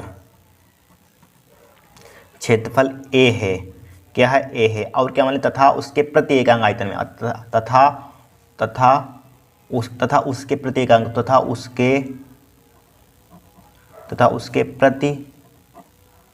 एकांक, तथा उसके प्रति एकांक आयतन में क्या लिखेंगे, प्रति एकांक आयतन में मुक्त इलेक्ट्रॉनों की संख्या n है, प्रति एकांक आयतन में, तथा उसके प्रति एकांक आयतन में मुक्त इलेक्ट्रॉनों की संख्या, इलेक्ट्रॉनों की संख्या, माना मुक्त इलेक्ट्रॉनों की संख्या n है, ठीक है। तथा इलेक्ट्रॉनों का अनुगमन वेग bd है, तथा अनुगमन वेग bd से लिखते हैं, तथा इलेक्ट्रॉनों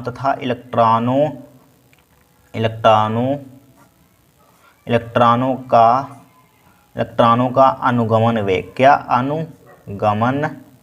अनुगमन वेग bd है, ठीक है, bd है। अनुगमन में किससे रिप्रेजेंट करते हैं, bd से। अब देखिए तो 1 सेकंड में तार के क्षेत्रफल से गुजरने वाले इलेक्ट्रॉनों की संख्या निकाल लीजिए।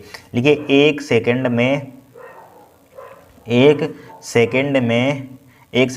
तार के क्षेत्रफल से, 1 सेकंड में तार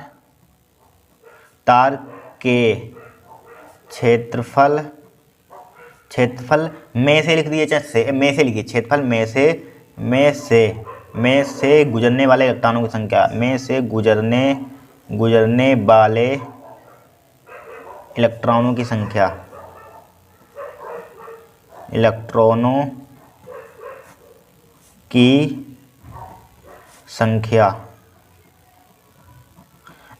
की संख्या क्या हो जाएगी यहाँ पर। देखिए हमने माना तार के अनुप्रस्थ परिच्छेद का क्षेत्रफल ए माना था, ए लिख लीजिए यहाँ पर, ठीक है। उसके प्रति एकांक आयतन में मुक्त इलेक्ट्रॉनों की संख्या क्या मानी थी हमने, n मानी थी कि नहीं, n लिख लीजिए यहाँ पर, ठीक है। और क्या माना था, चाहे इलेक्ट्रॉनों का अनुगमन bd, तो bd लिख लीजिए यहाँ पर, लिख लिया bd यहाँ पर, हो गया यहाँ पर। तो लिख दिया 1 सेकंड में तार के क्षेत्रफल में से गुजरने वाले इलेक्ट्रॉनों की संख्या 1 से इसमें मल्टीप्लाई करेंगे तो उतना ही आएगा यहाँ पर। अब देखिए 1 सेकंड में लिखा था यहाँ पर, 1 सेकंड में, अब 1 सेकंड में यहाँ पर क्या लिखा था, 1 सेकंड में तार के क्षेत्रफल में से गुजरने वाले इलेक्ट्रॉनों की संख्या। अब क्या लिखेंगे यहाँ पर, अब इसी टाइप से लिख देंगे 1 सेकंड में तार के क्षेत्रफल में से गुजरने वाले यहाँ पर गुजरने वाले इलेक्ट्रॉनों की संख्या, यानी एक टी से 1 सेकंड में लिखा जाता। अब यहीं पर टी 1 के लिए लिखा देखिए, तो 1 से इसमें मल्टीप्लाई करेंगे, बाई चांस हमने 1 से इसमें मल्टीप्लाई करेंगे तो उतना ही आएगा यहाँ पर, 1 से इसमें मल्टीप्लाई करेंगे यहाँ पर तो उतना ही आएगा 1 सेकंड में। बट यहाँ पर एक का एक मत दिखाइए यहाँ पर। अब यहीं पर टी लगा दीजिए, यहाँ पर क्या लिख देंगे, टी लिख देंगे यहाँ पर टी। अब लिख लेना आप लाइन, टी सेकंड में तार के क्षेत्रफल में से गुजरने वाले इलेक्ट्रॉनों की संख्या। अब लाइन पूरी लिख लेना यहाँ पर, ठीक है, लिख लेना पूरी। हम यहाँ पर लिख रहे हैं यहाँ पर, ठीक है, पूरी लिख लेना लाइन, यहाँ पर टी लगा देना, बट यहाँ पर टी। अब टी से इसमें मल्टीप्लाई कर दीजिए, A N B D into T हो जाएगा, यहाँ पर हो जाएगा N A B D T हो जाएगा। अतः टी सेकंड में यहाँ पर इलेक्ट्रॉनों की संख्या निकाल ली हमने, यहाँ पर इलेक्ट्रॉनों की संख्या निकाली। अब निकाल लीजिए, क्या निकाल लीजिए यहाँ पर, अब यहाँ पर उस मतलब कि टी सेकंड में इलेक्ट्रॉनों की संख्या, अब आवेश निकालिए। अतः टी सेकंड में तार में अतः टी सेकंड लिखिए यहाँ पर, अतः टी सेकंड में तार के क्षेत्रफल में से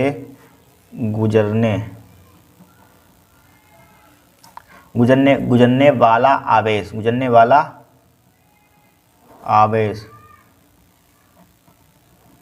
टी सेकंड में गुजरने वाला आवेश किससे लिखते हैं, क्यू से रिप्रेजेंट कर दिए, क्यू से। क्यू बराबर क्या हो जाएगा यहाँ पर, आवेश। अतः टी सेकंड में तार के क्षेत्रफल में से गुजरने वाला आवेश, तो क्या हो जाएगा, एन ए टी के अंदर multiply N A B D into T हो जाएगा यहाँ पर, ठीक है। अब लिखना आता है टी सेकंड में तार के क्षेत्रफल में से गुजरने वाला आवेश, ठीक है, टी सेकंड में तार के क्षेत्रफल में से गुजरने वाला आवेश यहाँ पर ई से, नहीं इलेक्ट्रॉन के आवेश से मल्टीप्लाई कर दीजिए यहाँ पर, ठीक है। इलेक्ट्रॉन के आवेश से क्या कर देंगे यहाँ पर, मल्टीप्लाई कर देंगे, यहाँ पर कर दी मल्टीप्लाई, यहाँ पर कर दी। अब देखिए, अब जहाँ ई क्या है यहाँ पर, इलेक्ट्रॉन पर आवेश है। ई क्या है यहाँ पर, चाहे लिख लीजिए, ई क्या है हमारे पास, इलेक्ट्रॉन पर आवेश है यहाँ पर। ई क्या है, इलेक्ट्रॉन पर चार्ज है यहाँ पर, आवेश। इलेक्ट्रॉन पर क्या है, आवेश है यहाँ पर, ठीक है। अब देखिए यहाँ पर, देखिए समीकरण 1 में क्यू का मान निकाला, समीकरण 1 में क्यू का मान रखने पर हो गया बस क्वेश्चन, ठीक है। समीकरण 1 में क्यू का मान रखने पर, समीकरण 1 में क्यू का मान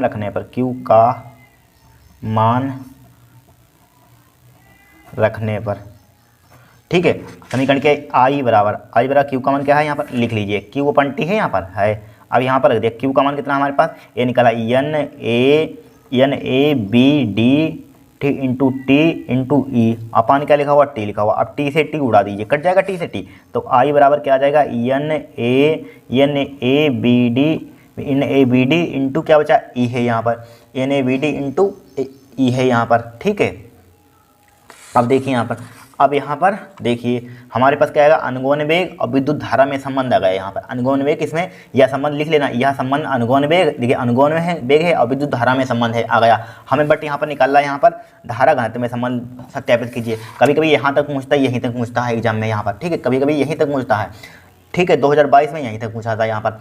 अब हमें निकालना है धारा घनत्व में संबंध। धारा घनत्व के लिए फॉर्मूला क्या होता है, जे बराबर होता है आई अपान ए होता है, ठीक है। तो आई का मान ये निकाला, N A B D into E upon A हो जाएगा। अब ए से ए उड़ा दीजिए, तो जे बराबर क्या आ जाएगा हमारे पास, जे बराबर क्या आ जाएगा यहाँ पर, एन ई बी डी, ठीक है, एन ई बी डी, यही क्या है आपका अनुगौण वेग और धारा घनत्व में संबंध है, यही है आपका, ठीक है। यही आता है 3 नंबर का हर साल। यहाँ पर क्या है, कुछ नहीं है यहाँ पर, कुछ है नहीं। आप थ्योरी मत लिखना, डायरेक्टली आई बराबर बाई टाइम समय कम पड़े, आई बराबर क्यू अपन टी लगाना, समीकरण 1 डालना। अब लिखना यहाँ पर 1 सेकंड में तार के क्षेत्रफल में से गुजरने वाले इलेक्ट्रॉनों की संख्या एन बी डी डायरेक्टली लिखना, टी सेकंड में टी से मल्टीप्लाई कर देना यहाँ पर। अब टी सेकंड में आवेश निकालना, इलेक्ट्रॉन के आवेश से मल्टीप्लाई कर देना, जो क्यू का मान है यहाँ पर रख देना, बस डेरिवेशन आपका हो जाएगा, ठीक है। अब देखिए नेक्स्ट देखेंगे हम।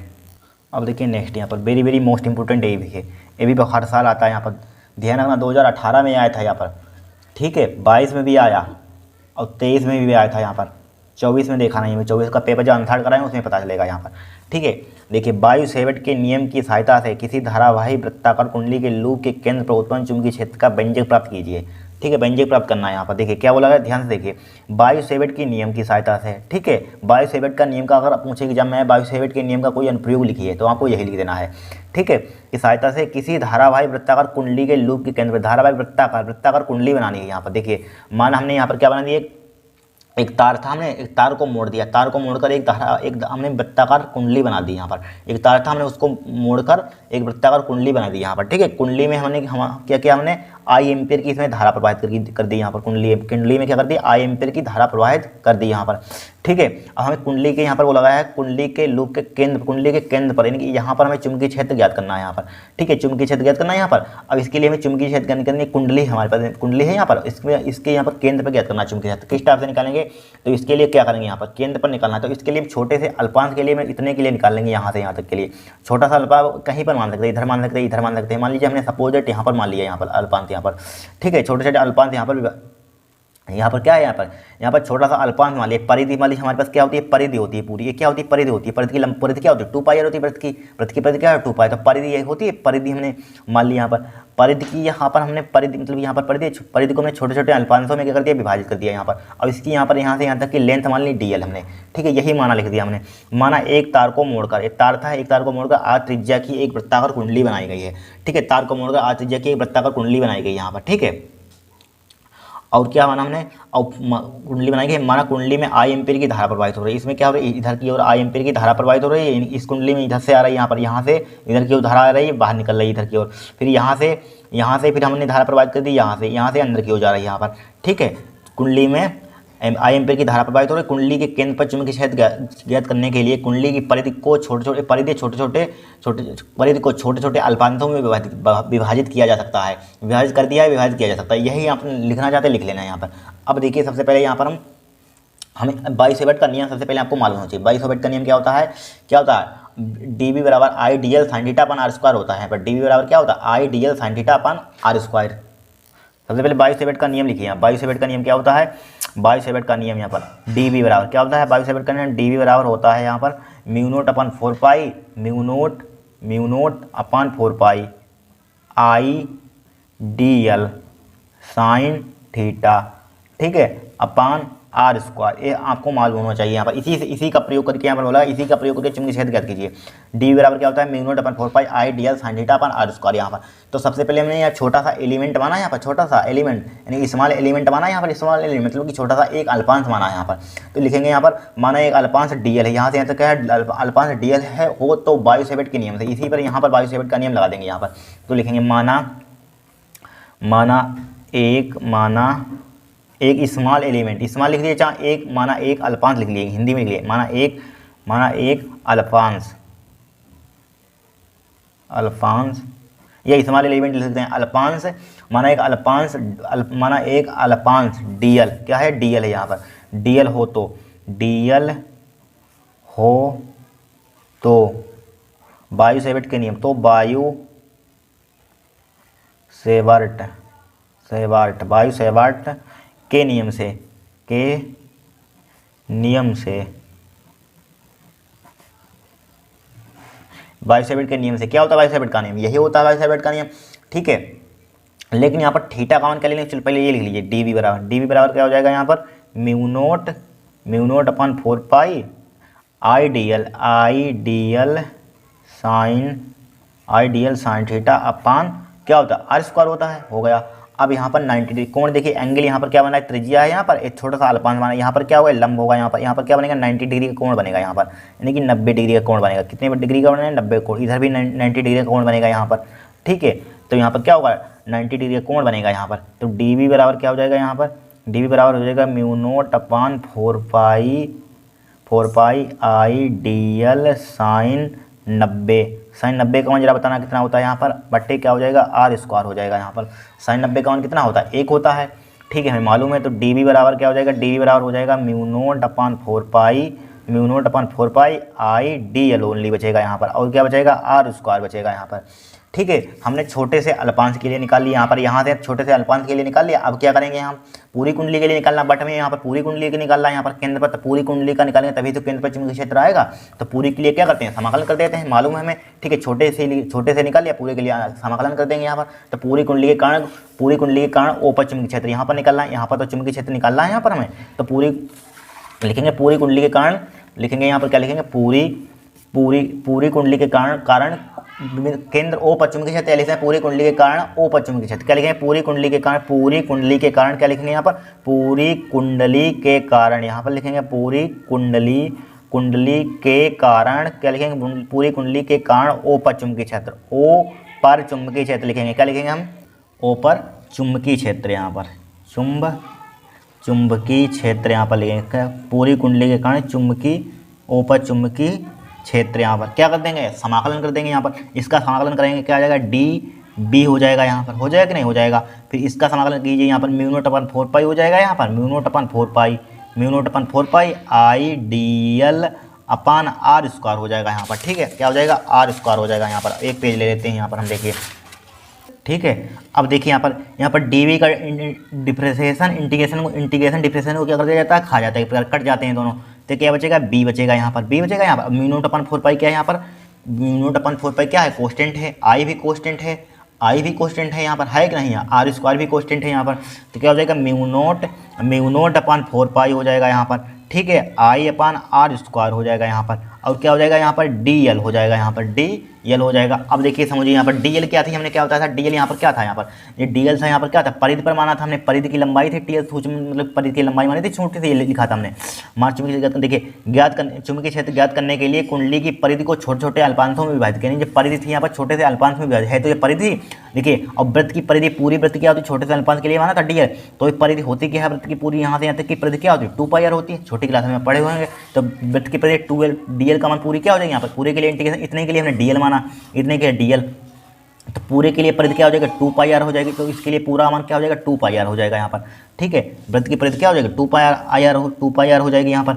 Mu naught upon 4 pi I by R square into क्या हो जाएगा? 2 पाई आर। वृत्त की परिधि क्या होती है? 2 पाई आर हो जाएगा। आर से एक आर कैंसिल आउट हो जाएगा, पाई से एक पाई कैंसिल आउट हो जाएगी, 2 से 2 दूनी 4 कैंसिल आउट हो जाएगा। तो बी बराबर क्या बचेगा हमारे पास? म्यू नॉट आई बचा यहाँ पर, और क्या बचा? 2 आर बचेगा यहाँ पर, 2 आर। यहाँ पर चुंबकीय क्षेत्र का मात्रक क्या होता है जरा बताओ? न्यूटन प्रति कूलाम, न्यूटन प्रति एम्पियर मीटर, एम्पियर मीटर यहाँ पर है। बस यही आपको निकालना है, यहाँ पर यही डेरिवेशन करना है। अगर फेरों की संख्या दी जाए तो ये इसमें इनसे मल्टीप्लाई कर देंगे। फेरों की संख्या दी, बी बराबर क्या हो जाएगा? Mu naught. By chance exam में फेरों की संख्या 2024 में न्यूमेरिकल इस पर आया था, केंद्र पश्चिम की क्षेत्र ज्ञात कीजिए। उसमें शायद धारा पूछी गई थी, त्रिज्या पूछी गई थी, इसमें से न्यूमेरिकल आता। अगर फेरों की संख्या दी जाए तो 2 आर लिखेंगे, यहाँ पर आई लिखेंगे। फेरों की संख्या इनसे मल्टीप्लाई कर देते हैं यहाँ पर। अगर फेरों की संख्या दी जाए तो बस हो गया काम। इस टाइप से आपको निकालना होता है, यहाँ पर कोई कठिन है, यहाँ पर कुछ नहीं है, हो गया। अब नेक्स्ट डेरिवेशन देखेंगे हम।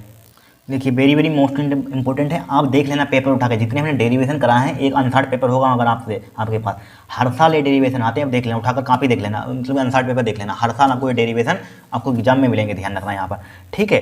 तो यहाँ पर क्या है हमारे पास? वेरी मोस्ट इंपॉर्टेंट है, हर साल आता है। 2024 में ये भी पूछा गया था डेरिवेशन, 2023 में पूछा गया, 22 में पूछा गया, 20 में पूछा, हर साल आता है, कभी मिस ही नहीं होता यहाँ पर। 19 से लगातार पूछा जा रहा है। सबसे पहले हमने क्या यहाँ पर ले लिया? ईल क्या है हमारे पास? प्रेरकत्व है, इंडक्टेंस है। और सी क्या है हमारे पास? संधारित्र है। आर क्या है? प्रतिरोध है। और इसको हमने एक प्रत्यावर्ती स्रोत से जोड़ दिया यहाँ पर, ठीक है। यानी कि प्रेरकत्व, संधारित्र और प्रतिरोध को एक हमने प्रत्यावर्ती स्रोत से जोड़ दिया। इसकी इक्वेशन क्या है? बी बराबर B naught sine omega T होती है यहाँ पर, ठीक है। तो सबसे पहले एलसीआर परिपथ में हम प्रतिबाधा जानते हैं। एलसीआर परिपथ में हम जानते हैं कि, तो एलसीआर परिपथ में अपनी प्रतिबाधा निकाली होगी। देखिए एलसीआर परिपथ वेरी मोस्ट इंपॉर्टेंट है, उसको नेक्स्ट क्लास में डेरिवेशन करा देंगे यहाँ पर। एलसीआर परिपथ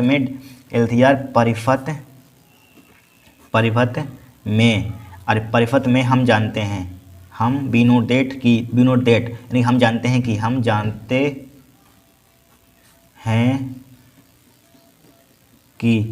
हैं? एलसीआर परिपथ में प्रतिबाधा क्या होती है? जेड बराबर यानी कि आर स्क्वायर होती है, और प्लस का क्या होता है? एक्सएल यानी कि प्रेरकी प्रतिघात माइनस का प्रेरकी प्रतिघात होता है, और क्या होता है? धारती प्रतिघात होता है यहाँ पर, का होल स्क्वायर होता है, और क्या होता है? इस पर अंडर होता है यहाँ पर, यही तो होता है यहाँ पर, यही होता है। अब देखिए और क्या हो जाएगा? जेड बराबर क्या हो जाएगा? आर स्क्वायर को हमने एच डी लिखा है यहाँ पर। एक्सएल बराबर क्या होता है? प्रेरकी प्रतिघात क्या होता है? एक्सएल बराबर ओमेगा एल होता है। धारती प्रतिघात क्या होता है? 1/, ओमेगा सी होता है, मालूम होना चाहिए आपको। इसका क्या हो जाएगा? स्क्वायर हो जाएगा। इस पर क्या लगा हुआ? अंडर लगा दिया यहाँ पर, लगा दिया। अब देखिए क्या करेंगे यहाँ पर हम, अब हमें निकालना क्या है यहाँ पर? हमें निकालना है यहाँ पर श्रेणी अनुनाद की परिपथ की सहायता से अनुनादी आवृत्ति के लिए व्यंजक प्राप्त कीजिए। अनुनादी आवृत्ति के लिए क्या निकालना है? व्यंजक निकालना है यहाँ पर, ठीक है। तो लिखिए अनुनाद के लिए, यहाँ पर क्या लिखेंगे? अनुनाद के लिए लिखेंगे यहाँ पर। अनुनाद के लिए बोला श्रेणी अनुनाद, तो यहाँ पर अनुनाद आवृत्ति के लिए, तो अनुनाद के लिए लिखिए यहाँ पर। अनुनाद के लिए क्या होता है? अनुनाद के लिए अनुनाद के लिए क्या होता है, यानी कि धारती प्रतिघात प्रेरकी प्रतिघात के बराबर होता है, या प्रेरकी प्रतिघात धारती प्रतिघात के बराबर होता है। एक CL बराबर क्या होता है, एक C, यानी कि प्रेरकी प्रतिघात धारती प्रतिघात के बराबर होता है। एक CL बराबर क्या होता है, फार्मूला ओमेगा L होता है। एक C बराबर क्या होता है, 1/ओमेगा C होता है यहाँ पर, ठीक है। अब देखिए क्या करेंगे यहाँ पर हम, ओमेगा के अंदर मल्टीप्लाई, इधर मल्टीप्लाई कर दिए, क्या हो जाएगा, ओमेगा स्क्वायर हो जाएगा, ओमेगा स्क्वायर हो जाएगा यहाँ पर, हो जाएगा नहीं, ओमेगा स्क्वायर हो जाएगा, बराबर बराबर का साइन लगा दीजिए, यल को नीचे लाइए, 1/, क्या हो जाएगा, LC हो जाएगा यहाँ पर, LC हो जाएगा। एक पढ़ी होगी आपने ओमेगा बराबर, या रुक जाइए यहाँ पर, ओमेगा बराबर इसी में यहीं पर निकाल लीजिए, यहाँ पर यहीं पर निकालिए, ओमेगा बराबर क्या हो जाएगा, 1/LC अंडर हो जाएगा यहाँ पर, हो जाएगा कि नहीं हो जाएगा। ओमेगा बराबर क्या हो जाएगा, 1 का वर्गमूल 1, LC का वर्गमूल निकलता ही नहीं, LC लिख दिया हमने, लिख दिया LC लिख दिया यहाँ पर। अब आपने एक फ्रिक्वेंसी पढ़ी होगी, एफ बराबर क्लास 11th में पढ़कर आए हैं फिजिक्स अभी आप, एफ बराबर क्या होता है, फ्रिक्वेंसी यानी कि आवर्ती, एफ बराबर क्या होता है, ओमेगा/2π, यही तो पढ़ा होगा आपने, ओमेगा/2π, इसको लिख सकते हैं 1/2π इंटू लिख सकते हैं ओमेगा यहाँ पर, ठीक है। एफ बराबर 1/2π को हमने एज इट इज लिखा यहाँ पर, और ओमेगा का मान क्या है, 1/1 क्या है, LC है यहाँ पर, अंडर LC, यही तो आवर्ती का सूत्र होता है यहाँ पर, यही होता है अनुनादी आवर्ती के लिए सूत्र, हर साल आता है यहाँ पर, ठीक है। कोई कठिन है यहाँ पर, कुछ नहीं यहाँ पर। इस टाइप से हमारा डेरिवेशन ये भी हो गया। अब देखेंगे नहीं होता है, 5 डेरिवेशन है, वेरी वेरी मोस्ट इंपॉर्टेंट, इसमें से हो सकता है 5 फंस जाएँ, हो सकता है ये 2 से 3 तो 100% फंसेंगे यहाँ पर, ठीक है, 100% गारंटी इस टाइप से बात की यहाँ पर, इसको तैयार कर लेना है यहाँ पर। अब देखिए नेक्स्ट यहाँ पर देखिए numerical very very most important है, 2-3 नंबर का न्यूमेरिकल आया हुआ है, 2022 में भी आया था और उसमें भी आया था, 2022 में भी आया था और उसमें भी 2018 में भी आया था यहाँ पर, ठीक है। बहुत इंपॉर्टेंट न्यूमेरिकल है यहाँ पर, सब पेपर में आए हुए हैं। देखिए 2 बिंदु आवेश 9 इलेक्ट्रॉन एवं प्लस का 1 इलेक्ट्रॉन एक दूसरे से 16 सेंटीमीटर दूरी पर स्थित है यहाँ पर, ठीक है। कुमार मित्तल की बुक दी गई, उसमें भी दिया हुआ न्यूमेरिकल यहाँ पर देखना, ठीक है, स्थित है। इनके बीच एक आवेश Q को कहाँ रखा जाए कि वह संतुलन में हो, Q आवेश को कहाँ रखा जाए कि वह संतुलन में हो यहाँ पर, ठीक है। देखिए 2 हमें बिंदु आवेश दिए, एक बिंदु आवेश मान लीजिए यहाँ पर दिया है 9, ठीक है, 9 इलेक्ट्रॉन यहाँ पर एक बिंदु आवेश है यहाँ पर, और यहाँ से यहाँ तक क्या है हमारे पास,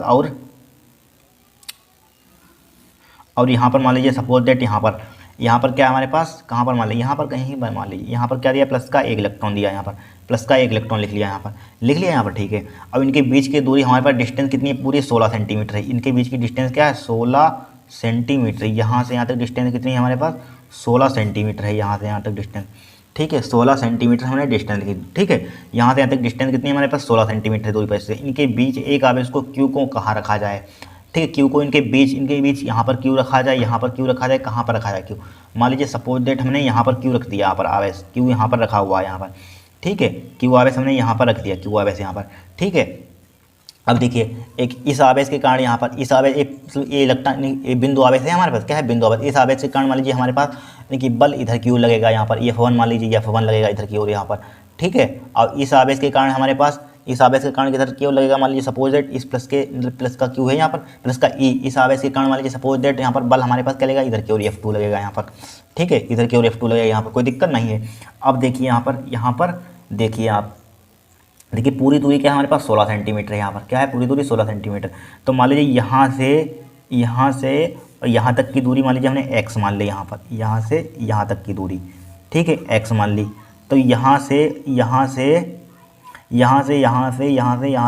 तक की दूरी बताइए कितनी हो जाएगी, यहाँ पर 16 - x हो जाएगी, ठीक है, 16 - x हो जाएगी, कितनी हो जाएगी, 16 - का x हो जाएगी। यहाँ से यहाँ तक की दूरी कितनी हो जाएगी, 16, पूरी दूरी 16, इतनी हमने x मान ली यहाँ से यहाँ तक की, अब इतनी कितनी बचेगी, यहाँ से यहाँ तक की 16 - x बचेगी यहाँ पर, ठीक है। अब देखिए प्लस के 9 इलेक्ट्रॉन और प्लस के Q इलेक्ट्रॉन, इसके कारण हम बल निकाल लेंगे यहाँ पर, लिखिए, ठीक है, लिखेंगे यहाँ पर, क्या लिखेंगे यहाँ पर, 9 इलेक्ट्रॉन व, ठीक है, Q के बीच लगने वाला बल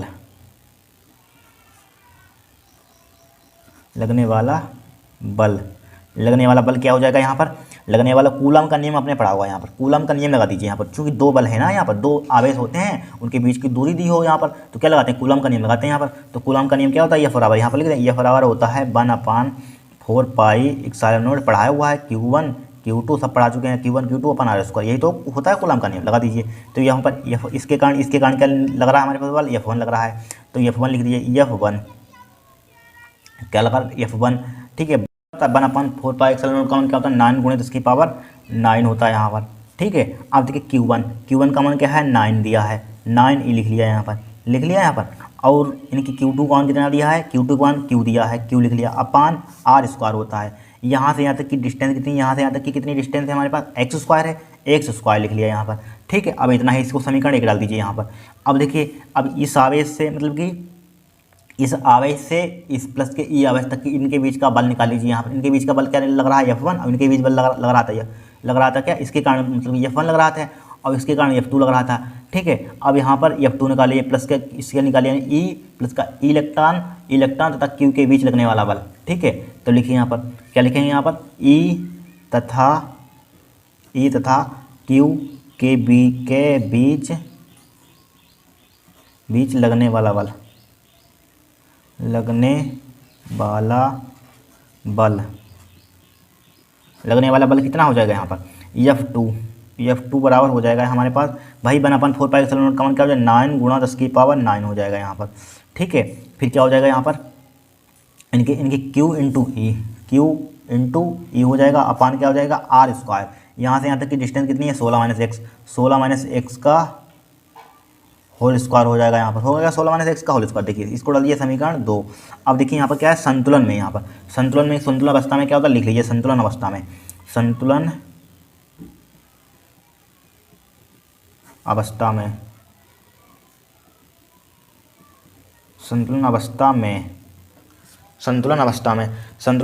क्या होता है, यानी कि F1 का मान F2 के मान के बराबर हो जाता है। ध्यान रखना, संतुलन अवस्था में क्या होता है, F1 बराबर हो जाता है F2 के, दोनों बल क्या हो जाते हैं, बराबर हो जाते हैं यहाँ पर। तो F1 का मान दिया है, ये वाला लिख लीजिए समीकरण 1 से, क्या है 9 गुणा 10 की पावर 9, और क्या है यहाँ पर 9e इंटू क्यू अपान एक्स स्क्वायर है यहाँ पर। ठीक है, बराबर इसका मान क्या है, F2 का मान 9 गुणा 10 की पावर 9e इंटू क्यू नहीं लिखा था यहाँ पर क्या लिख दिया यहाँ पर 9e, हाँ क्यू सही है, तो क्यू इंटू ई, क्यू 9 क्यों लिख रहे हैं यहाँ पर, कि ई इंटू क्यू अपान 16 - x, इसको लिख रहे हैं समीकरण 2 से, 16 - का x का होल स्क्वायर। देखिए 9 से 9 कैंसिल आउट हो जाएगा, 10 की पावर 9 से 10 की पावर 9 कैंसिल आउट हो जाएगा यहाँ पर। ठीक है, एक ई से ई कैंसिल आउट हो जाएगा, क्यू से क्यू कैंसिल आउट हो जाएगा यहाँ पर। क्या बचा, 9/x स्क्वायर बचा, बराबर क्या बचा, 1/16 - का x स्क्वायर बचा, x का होल स्क्वायर बचा यहाँ पर। इतना ही तो बचा हमारे पास, इतना ही बचा यहाँ पर।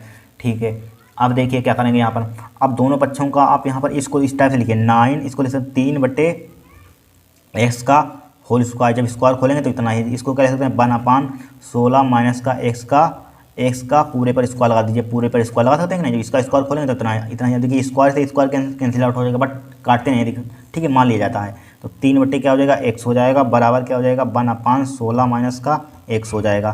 ठीक, कैंची में मल्टीप्लाई कर दीजिए यहाँ पर, कैंची में मल्टीप्लाई कर दीजिए, इसकी मल्टीप्लाई इधर, इसकी मल्टीप्लाई इधर यहाँ पर। ठीक है, तो 16 - का x हो जाएगा, इंटू क्या हो जाएगा 3 हो जाएगा, बराबर क्या हो जाएगा x हो जाएगा यहाँ पर। ठीक है, देखिए अब क्या 3 के अंदर मल्टीप्लाई कीजिए, 16 3 कितना हो जाएगा 48 हो जाएगा, माइनस का क्या हो जाएगा 3x हो जाएगा, बराबर क्या हो जाएगा x हो जाएगा यहाँ पर। 3x को उधर भेज दीजिए, 3x को उधर भेज दीजिए तो क्या हो जाएगा 48, बराबर क्या हो जाएगा x प्लस का क्या हो जाएगा 3x हो जाएगा यहाँ पर, हो जाएगा कि नहीं 3x हो जाएगा। अब या 3x और x कितना हो जाएगा 4x हो जाएगा यहाँ पर, 4x बराबर क्या हो जाएगा 48 हो जाएगा यहाँ पर। तो x का मान क्या आ जाएगा यहाँ पर 48 बट्टे क्या हो जाएगा 4 हो जाएगा, 4 से काटिए, 4 × 4, 4 दूनी 8, x बराबर क्या आ जाएगा 12 सेंटीमीटर यहाँ पर। x का मान कितना आ जाएगा 12 सेंटीमीटर यहाँ पर। ठीक है, x का मान कितना आ जाएगा 12 सेंटीमीटर। तो लिखिए यहाँ पर x का मान, यहाँ पर क्या लिखेंगे, यहाँ से यहाँ तक की डिस्टेंस q को, आवेश को कहाँ रखा जाए, यहाँ पर q आवेश को कहाँ रखा जाए, तो लिखेंगे अर्थात आवेश q को 9 इलेक्ट्रॉन आवेश को 12 सेंटीमीटर दूरी पर दोनों आवेशों के बीच रखना होगा। तो लिख लीजिए यहाँ पर अतः लिख लीजिए, अतः लिख लीजिए यहाँ पर,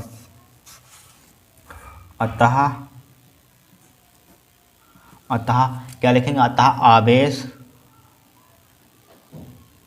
आवेश Q को 9 इलेक्ट्रॉन, प्लस लिख लीजिए चाहे, प्लस 9 इलेक्ट्रॉन आवेश से 12 सेंटीमीटर की दूरी पर, 12 सेंटीमीटर की दूरी पर दोनों आवेशों के बीच रखना होगा, दूरी पर दोनों आवेशों के बीच रखना होगा, दोनों आवेशों के बीच बीच रखना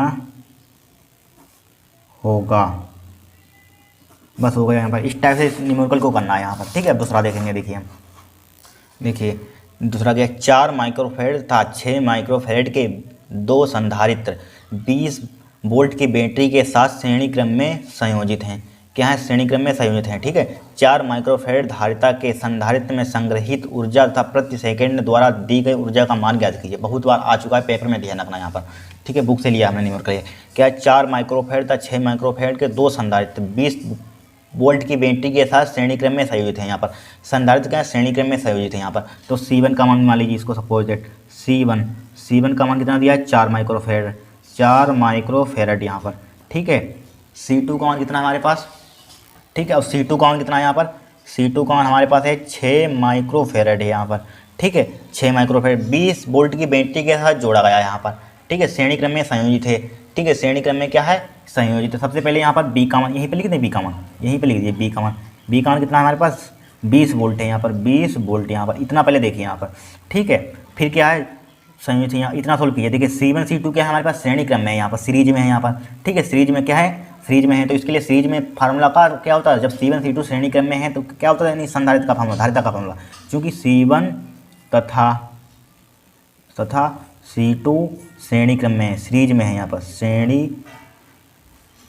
क्रम में है, श्रेणी क्रम में है। तो किसके लिए फार्मूला क्या होता है, 1/C बराबर क्या होता है, 1/C1 1/C2, यही तो फार्मूला होता है, यही होता है। तो 1/C1 का मान कितना दिया है, 1/4 प्लस C2 का मान कितना दिया, 1/6 यहाँ पर, ठीक है। तो इसका एलसीएम कितना आ जाएगा, 1/C यहाँ पर, यानी कि एलसीएम यानी कि क्या होता है एलसीएम, एलसीएम क्या आ जाएगा यहाँ पर, यानी कि 4 और 6 का एलसीएम कितना आ जाएगा, 24 आ जाएगा एलसीएम। 4 और 6 का क्या होता है, 24 आ जाएगा एलसीएम। कहाँ से है एलसीएम, तो निकालना आता हो, क्लास 12 में पढ़ना। देखिए 6 और 4 का एलसीएम देखिए निकालिए, 6 और 4 का एलसीएम निकालिए, 2 से काटिए, 2 3 6, 2 दूनी 4, ठीक है। और फिर 3 से काटिए, 3 1 3, 2 बच गए यहाँ पर, फिर 2 से काटिए, 2 1 2, 3 3 दूनी 6, रुक जाइए, 2 3 6, 6 दूनी 12 आएगा इसका एलसीएम, ठीक है। 24 कैसे आ जाएगा, रुक जाइए, इसको काट दीजिए। क्या था यहाँ पर, 6 और 4 था यहाँ पर, 6 4, 2 से काटिए, 2 3 6, 2 दूनी 4, ठीक है। फिर 3 से काटिए, 3 से काटे यहाँ पर, 3 1 3, 2 बच गए यहाँ पर, फिर 2 से काटिए, 2 1 2, ठीक है। इसका एलसीएम 12 आएगा, 24 नहीं आएगा यहाँ पर, ठीक है। 12 ही तो होगा, देखिए काट लीजिए यहाँ पर, 2 3 दूनी 6, 6 दूनी 12, ठीक है। अब देखिए 4 से इसको भाग कीजिए, यहाँ पर 4 3 12, यहाँ पर 4 3 12, 3 पर गए 3 जाएगा, ठीक है। 3 से कटेगा यहाँ पर, 4 3 12 भाग कितना जाएगा, 3 जाएगा, 4 3 12, देखिए 12/3 से डिवाइड कीजिए, 4 3 12, 3 पड़ गया यहाँ पर, तो इतना सोल्व करना आता होगा आपको, ठीक है। 6 दूनी 12, 2 हो जाएगा यहाँ पर, 3 2 5 हो जाएगा, 5/12 हो जाएगा। इसको उल्टा कर दीजिए, C बराबर क्या हो जाएगा, 12/5 हो जाएगा, ठीक है। माइक्रोफेरेड हो जाएगा यहाँ पर, ठीक है। 12/5 माइक्रोफेरेड हो गया यहाँ पर, हो गया 12/5, धारिता में निकाली 12/5 माइक्रोफेरेड यहाँ पर। और क्या दिया यहाँ पर, फिर दिया यहाँ पर 4 माइक्रोफेरेड धारिता के संधारित्र में संग्रहित ऊर्जा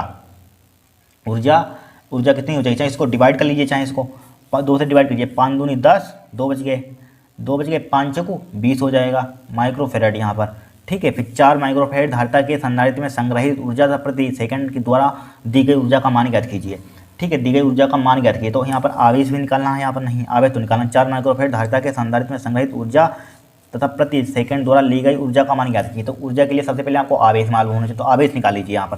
क्या निकाल लीजिए यहाँ पर, आवेश, ठीक है। इसको ऊपर बढ़ाते हैं, आवेश क्या होता है फार्मूला, Q बराबर क्या होता है, CV होता है, C और C क्या है, इसके 4 माइक्रोफेरेड, ये वाली धारिता 4 माइक्रोफेरेड दिया है, इसका प्रयोग करेंगे, यूज करेंगे यहाँ पर। लेकिन इसका क्यों यूज करेंगे यहाँ पर देखिए, पहले हमें इसके लिए आवेश थोड़ी ना निकालना, इसके लिए है 4 माइक्रोफेरेड धारिता के संधारित्र में संग्रहित ऊर्जा, इसके लिए हमें ऊर्जा निकालनी, इसका बाद में प्रयोग करेंगे, जब फार्मूला लगाएंगे यहाँ पर ऊर्जा का, उसमें इसका प्रयोग करेंगे यहाँ पर। तो आवेश के लिए यही 2 धारिता काम करेंगे हमारे पास। आवेश के लिए क्या करेंगे, यही 2 धारिता काम करेंगे यहाँ पर। इसके जो कॉम्बिनेशन निकाला है यहाँ पर, परिणामी निकाली, यही काम करेंगे हमारे पास। क्या करेंगे, यही काम करेंगे, ठीक है, यही काम करेंगे। इसी के लिए C का मान क्या है, 2.4, B का मान दिया है, B तो सेम ही रहेगा, B का मान कितना दिया है, 20, ठीक है। अब देखिए यहाँ पर पॉइंट हटाइए, नीचे 0 बढ़ाइए, अब यहाँ पर एक 0 से एक 0 बढ़ा दीजिए। 24 दूना कितना होता है, 24 दूना 48 होता है। तो Q का मान कितना आ जाएगा यहाँ पर, 48 आ जाएगा यहाँ पर, माइक्रो कूलम यहाँ पर। अब हमें निकालना है, इसमें निकालें 4 माइक्रोफेरेड धारिता के संधारित्र में संग्रहित ऊर्जा, ठीक है। संग्रहित ऊर्जा निकाल ली है यहाँ पर, 4 माइक्रोफेरेड में संचित ऊर्जा, 4 माइक्रोफेरेड में, ठीक है। लॉन्ग में सब 5 नंबर में आएगा सवाल, ध्यान रखना, संचित ऊर्जा, संचित ऊर्जा। तो क्या होता है U1 ले लीजिए, U1 बराबर क्या होता है यहाँ पर, ठीक है, U1 1/2 क्यू स्क्वायर अपन क्या होता है C होता है, डायरेक्टली इसी को लिख देते हैं 4 माइक्रोफेड, इसी को लिखते हैं यहाँ पर, इसको माइक्रोफेड में इसको माइक्रोफेड, इसको हम किसमें फेड में चेंज कर देंगे। 1 माइक्रोफेड में क्या होता है, 1 माइक्रोफेड 10 की पावर -6 फेरड होता है, डायरेक्टली लेंगे 4 × 10 की पावर क्या आ जाएगा -6 फेरड, इसी धारिता को लेंगे यहाँ पर, ठीक है। तो यहाँ पर U1 चाहे लिख दिए चाहे U1 लिख दिए, कोई दिक्कत नहीं, U1 लिख दीजिए यहाँ पर। 1/2 आवेश का मान निकला 48, इसको माइक्रोफेड में कन्वर्ट कर दीजिए यहाँ पर, ठीक है। तो 48 गुणे 10 की पावर -6 से फेरड में कूलम में 1 माइक्रो कूलम 10 की पावर -6, इसको फेरड में 10 की पावर -6 से मल्टीप्लाई करेंगे, फेरड में कन्वर्ट हो जाएगा, 10 की पावर -6 से मल्टीप्लाई कर देंगे, कूलम में कन्वर्ट हो जाएगा, ध्यान रखना। 10 की पावर -6, इस पर स्क्वायर लगा हुआ है, स्क्वायर लगा दीजिए इस पर। अब अपन क्या लिखा हुआ है यहाँ पर, 4 × 10 की पावर -6 लिखा हुआ है कि नहीं लिखा हुआ है यहाँ पर, ठीक है। अब देखिए U1 बराबर क्या आ जाएगा, 1/2, ठीक है। इसको लिख देते हैं 48 × 48 2 बार यहाँ पर, ठीक है। फिर 10 की पावर -6 यहाँ पर, 10 की पावर जो पावर घात पे घात लगी होती है, घात की क्या होती है मल्टीप्लाई, 10 की पावर -12 हो जाएगा यहाँ पर, 10 की पावर -12 हो जाएगा यहाँ पर, ठीक है। बट्टे क्या हो जाएगा 4 हो जाएगा यहाँ पर, 10 की पावर 6 को ऊपर लीजिए, प्लस का 6 हो जाएगा यहाँ पर, 4 से काट दीजिए यहाँ पर, 4 × 4 4 दूनी 8 हो जाएगा यहाँ पर, ठीक है। अब 2 से काट दीजिए, 2 × 2 2 छंग 12 हो जाएगा यहाँ पर, ठीक है। तो U1 बराबर क्या हो जाएगा, 6 की इसमें मल्टीप्लाई कर दीजिए, 48 × 6 गुणा 10 की पावर 12 में से 10 की पावर क्या बचेगा, प्लस का 6 बचेगा यहाँ पर, 6 बचा। U1 बराबर क्या आ जाएगा, 6 × 8 48 का 8 हाथ से लेकर 4 6 × 24 और 2 कितना होता है 24 और 4 कितना होता है 28 होता है, ठीक है। 10 की पावर क्या लिखा हुआ है -6 बचेगा, 10 की पावर -6 बचेगा, 10 की पावर -6 डबल बार क्यों मल्टीप्लाई लग रहा है, ठीक है। अब देखिए पॉइंट को इधर ले, तो U1 बराबर क्या आ जाएगा यहाँ पर, पॉइंट को इधर ले, यहाँ पर होगा 1 2 2 के वाले, इसको सार्थक अंकों में लिख दीजिए, विज्ञानी संकेतन में लिख दीजिए यहाँ पर, ठीक है। 10 की पावर क्या हो जाएगा -4 बचेगा, 2 जोड़ी जुड़ जाएगा, इधर पॉइंट लाएंगे यहाँ पर, ठीक है। यही क्या हो जाएगा जूल में क्या आ जाएगा ऊर्जा में, पहला आंसर होगा यहाँ पर। फिर क्या निकालना है यहाँ पर हमें, निकालना है प्रति सेकंड द्वारा दी गई ऊर्जा का मान ज्ञात कीजिए, प्रति सेकंड द्वारा दी गई ऊर्जा का मान ज्ञात कीजिए यहाँ पर, ठीक है। प्रति सेकंड में द्वारा दी गई ऊर्जा का मान ज्ञात कीजिए, तो बैटरी में ऊर्जा मान ली वही, तो प्रति सेकंड द्वारा दी गई ऊर्जा का मान ज्ञात कीजिए, तो बैटरी की ऊर्जा वही होगी यहाँ पर। तो लिखिए यहाँ पर बैटरी की ऊर्जा, यहाँ पर बैटरी लिखा हुआ, बैटरी की ऊर्जा क्या हो जाएगी यहाँ पर, U बराबर लिख लीजिए, U बराबर 1/2 C B स्क्वायर हो जाएगा यहाँ पर। तो U बराबर 1/2 देखिए क्वेश्चन समझिए, देखिए 4 माइक्रोफेड 6 माइक्रोफेड के 2 संधारित्र 20 वोल्ट की बैटरी से के साथ श्रेणी क्रम में संयोजित है। यहाँ पर 4 माइक्रोफेड धारिता के संधारित्र में संग्रहित ऊर्जा के प्रति सेकंड द्वारा दी गई ऊर्जा का मान ज्ञात कीजिए यहाँ पर, ठीक है। तो U बराबर 1/2 C B स्क्वायर हो जाएगा यहाँ पर, ठीक है। तो U बराबर 1/2 C का मान वही ले लेंगे 2.4, यहाँ पर कहाँ निकाला था, ये निकाला था 2.4 यहाँ पर, 2.4 माइक्रोफेड है, इसको फेरड में चेंज कर दीजिए यहाँ पर, 2.4 × 10 की पावर -6 से मल्टीप्लाई कर देंगे, फेरड में हो जाएगा। और B 1/2 C B square, B का मान क्या है, वोल्टेज कितना दिया, विभवांतर कितना दिया था 20, कितना दिया था 20 का स्क्वायर, तो 20 × 20 हो जाएगा यहाँ पर, हो जाएगा नहीं हो जाएगा यहाँ पर, देखिए काट दीजिए, इसको काटेंगे 2 × 2 2 दूनी 4 12 हो जाएगा। U बराबर क्या हो जाएगा 1.2 अब गुणा 20 गुणा कितनी होती है 400 होती है, 400 × 10 की पावर क्या हो जाएगा -6 हो जाएगा यहाँ पर। तो U बराबर क्या हो जाएगा 48 हो जाएगा यहाँ पर, ठीक है। 48 हो जाएगा यहाँ पर, या पॉइंट हटा दीजिए यहाँ पर, एक नीचे जीरो बढ़ा दीजिए, एक जीरो से एक जीरो बढ़ा दीजिए यहाँ पर, 48 480 हो जाएगा, गुणा क्या हो जाएगा 10 की पावर -6 हो जाएगा यहाँ पर, 10 की पावर -6। तो U बराबर पॉइंट इधर ले आइए, यहाँ पर होगा 1 2 तो 4.8 हो जाएगा, यहाँ पर भी 10 की पावर -4 बचेगी जूल, यहाँ पर जूल क्या हो जाएगा, ये आंसर हो जाएगा यहाँ पर। इस टाइप से क्वेश्चन को हमें सोल्व करना था न्यूमेरिकल को। अब देखिए नेक्स्ट देखेंगे, न्यूमेरिकल नंबर क्या है 3 है यहाँ पर, बहुत इंपॉर्टेंट। देखिए एक तार के अनुप्रस्थ काट का क्षेत्रफल 1 × 10 की पावर के साथ मीटर स्क्वायर है, तो तार में मुक्त इलेक्ट्रॉनों की संख्या 2 × 10 की पावर 28 प्रति मीटर क्यूब है, तार में 3.2 एम्पीयर की धारा प्रवाहित हो रही है, ज्ञात कीजिए तार में धारा घनत्व इलेक्ट्रॉन का अनुगमन वेग यहाँ पर, ठीक है। कुछ नहीं है, बहुत वेरी सिंपल है। देखिए तार के अनुप्रस्थ काट का क्षेत्रफल A का मान दे दिया यहाँ पर, A का मान कितना दे दिया यहाँ पर 1 × 10 की पावर -7, ठीक है, मीटर स्क्वायर है यहाँ पर, ठीक है। तार में मुक्त इलेक्ट्रॉनों की संख्या, तार में मुक्त इलेक्ट्रॉनों की संख्या हमेशा ध्यान रखना एन से रिप्रेजेंट करते हैं यहाँ पर, स्मॉल एन से, कितनी है 2 × 10 की पावर कितनी है 28 है, 2 × 10 की पावर 28, 2 × 10 की पावर 28 लिख लिया यहाँ पर, ठीक है। 2 × 10 की पावर 28 प्रति मीटर क्यूब है, यहाँ पर क्या लिखा हुआ प्रति मीटर क्यूब, यानी प्रति मीटर क्यूब, ठीक है, प्रति मीटर क्यूब, ठीक है। तार में 3.2 एम्पीयर की धारा, 3.2 एम्पीयर की धारा है यहाँ पर। आई का मान कितना है यहाँ पर, आई का मान है हमारे पास 3.2 एम्पीयर यहाँ पर, ठीक है।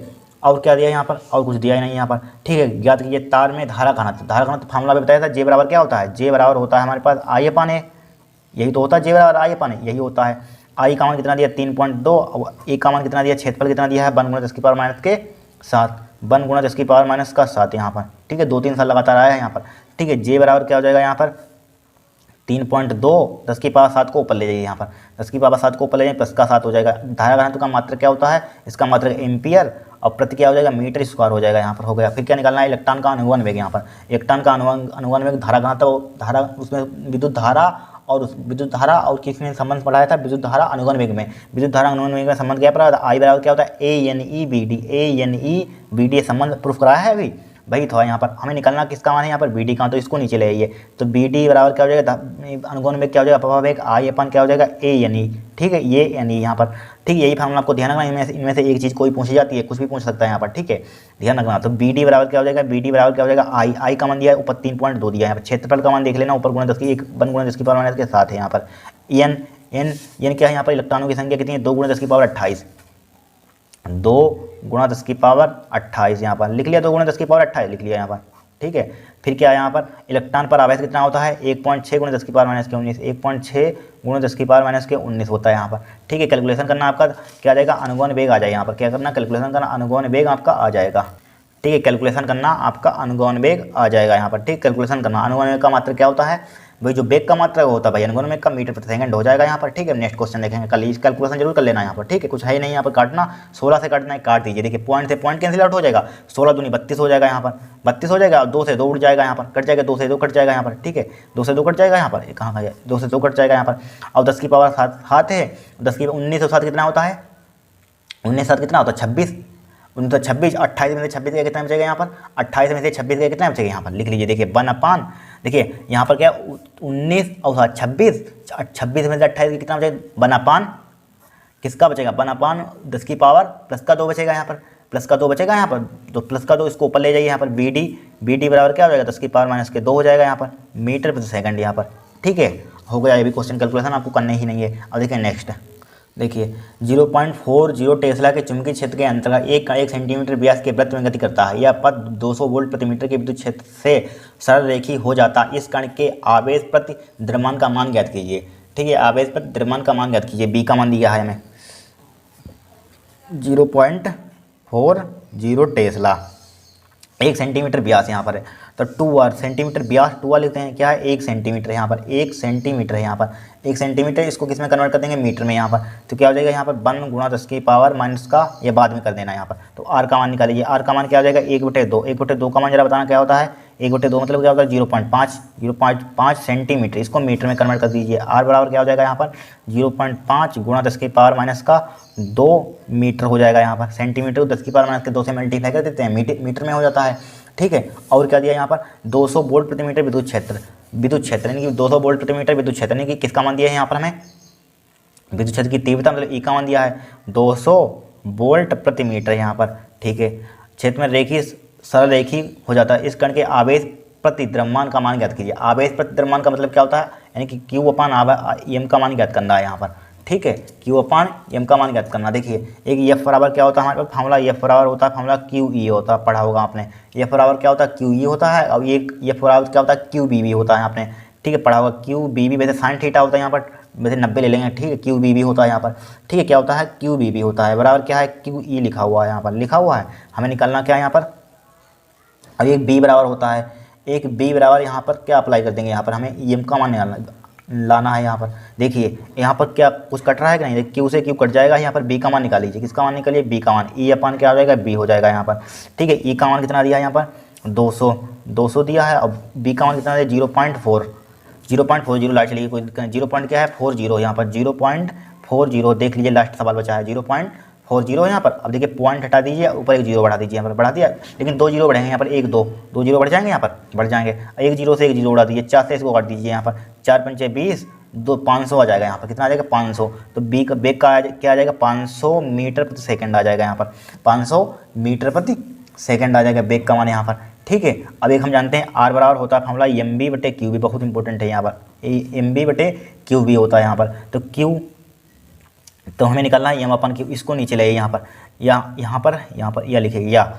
या MB/QB लिखा हमने एज इट इज़, बराबर क्या हो जाएगा R हो जाएगा। हमें निकालना क्या है यहाँ पर, यानी कि हमें क्यू अपान, इसको उल्टा कर दीजिए, पहले इसको उल्टा करिए, Q B upon M B हो जाएगा यहाँ पर, Q B upon M B, 1 upon R हो जाएगा, हमें निकालना है यहाँ पर क्यू अपान एम, तो क्यू अपान एम हो जाएगा यहाँ पर, उसको उधर भेज दीजिए, तो 1 अपान आर हो जाएगा, बी ऊपर पहुँच जाएगा, मल्टीप्लाई बी हो जाएगा, अब बी ए नीचे आ जाएगा यहाँ पर, इतना ही तो हो जाएगा, बी अपान आर बी हो जाएगा यहाँ पर, बी अपान आर बी, तो क्यू अपान एम बराबर क्या हो जाएगा, बी का मान कितना निकाला, 500 लिखा है यहाँ पर, बटे आर का मान ऊपर देख लेना 0.5 गुणा 10 की पावर माइनस का 2 था यहाँ पर, 0.5 गुणा 10 की पावर माइनस का 2, आर का मान 0.4 था, आर का मान कितना था 0.4 था यहाँ पर, 0.4 लिख लेंगे यहाँ पर, देख लीजिए आप, देखिए आर का मान कितना था 0.5 गुणा 10 की पावर माइनस का 2 यहाँ पर, ठीक है, और आर बी का मान 0.40 है, 0.040 है यहाँ पर, 0.40 लिख लिया यहाँ पर। अब देखिए, अब पॉइंट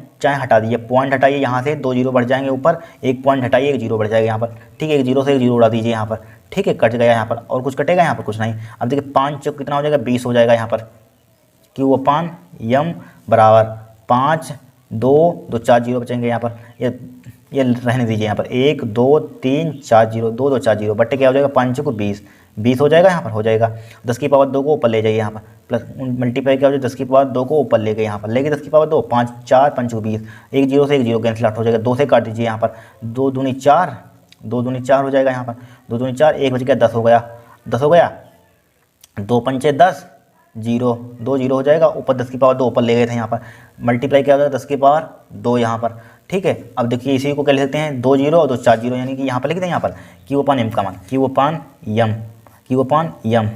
अपान एम बराबर क्या हो जाएगा, 25 कितना था, 25 गुणा 10 की पावर 4 हो जाएगा यहाँ पर, पॉइंट इधर ले आइए, तो क्या हो जाएगा यहाँ पर 2.5 10 की पावर 5 हो जाएगा। इसका मात्रा क्या, आवेश का मात्रा क्या होता है, कूलाम, और मतलब कि द्रव्यमान का मात्रा क्या होता है, किलो, तो कूलाम प्रति किलो, ये क्या हो जाएगा, आपका आंसर हो जाएगा यहाँ पर। इस टाइप से क्वेश्चन को सोल्व कर लेना, सब पेपर में आए हुए हैं, ध्यान रखना यहाँ पर, ठीक, किताब जब उठाएं सब आए हुए, ठीक। कल ये आज के लिए इतना जो हमने कराया है उसको तैयार कर लेना, आपका बहुत कुछ एग्जाम में फंसेगा, इससे ध्यान है। डेरिवेशन तो 100% फंसेंगे, बहुत इंपॉर्टेंट 5 होंगे, न्यूमेरिकल भी इंपॉर्टेंट है, नियम भी थ्योरेटिकल क्वेश्चन है यहाँ पर, ठीक है। आज के लिए इतना ही यहाँ पर। अगर आपको वीडियो पसंद आई हो तो चैनल को सब्सक्राइब करना, वीडियो को लाइक करना, बहुत मेहनत लगी इसको बनाने में।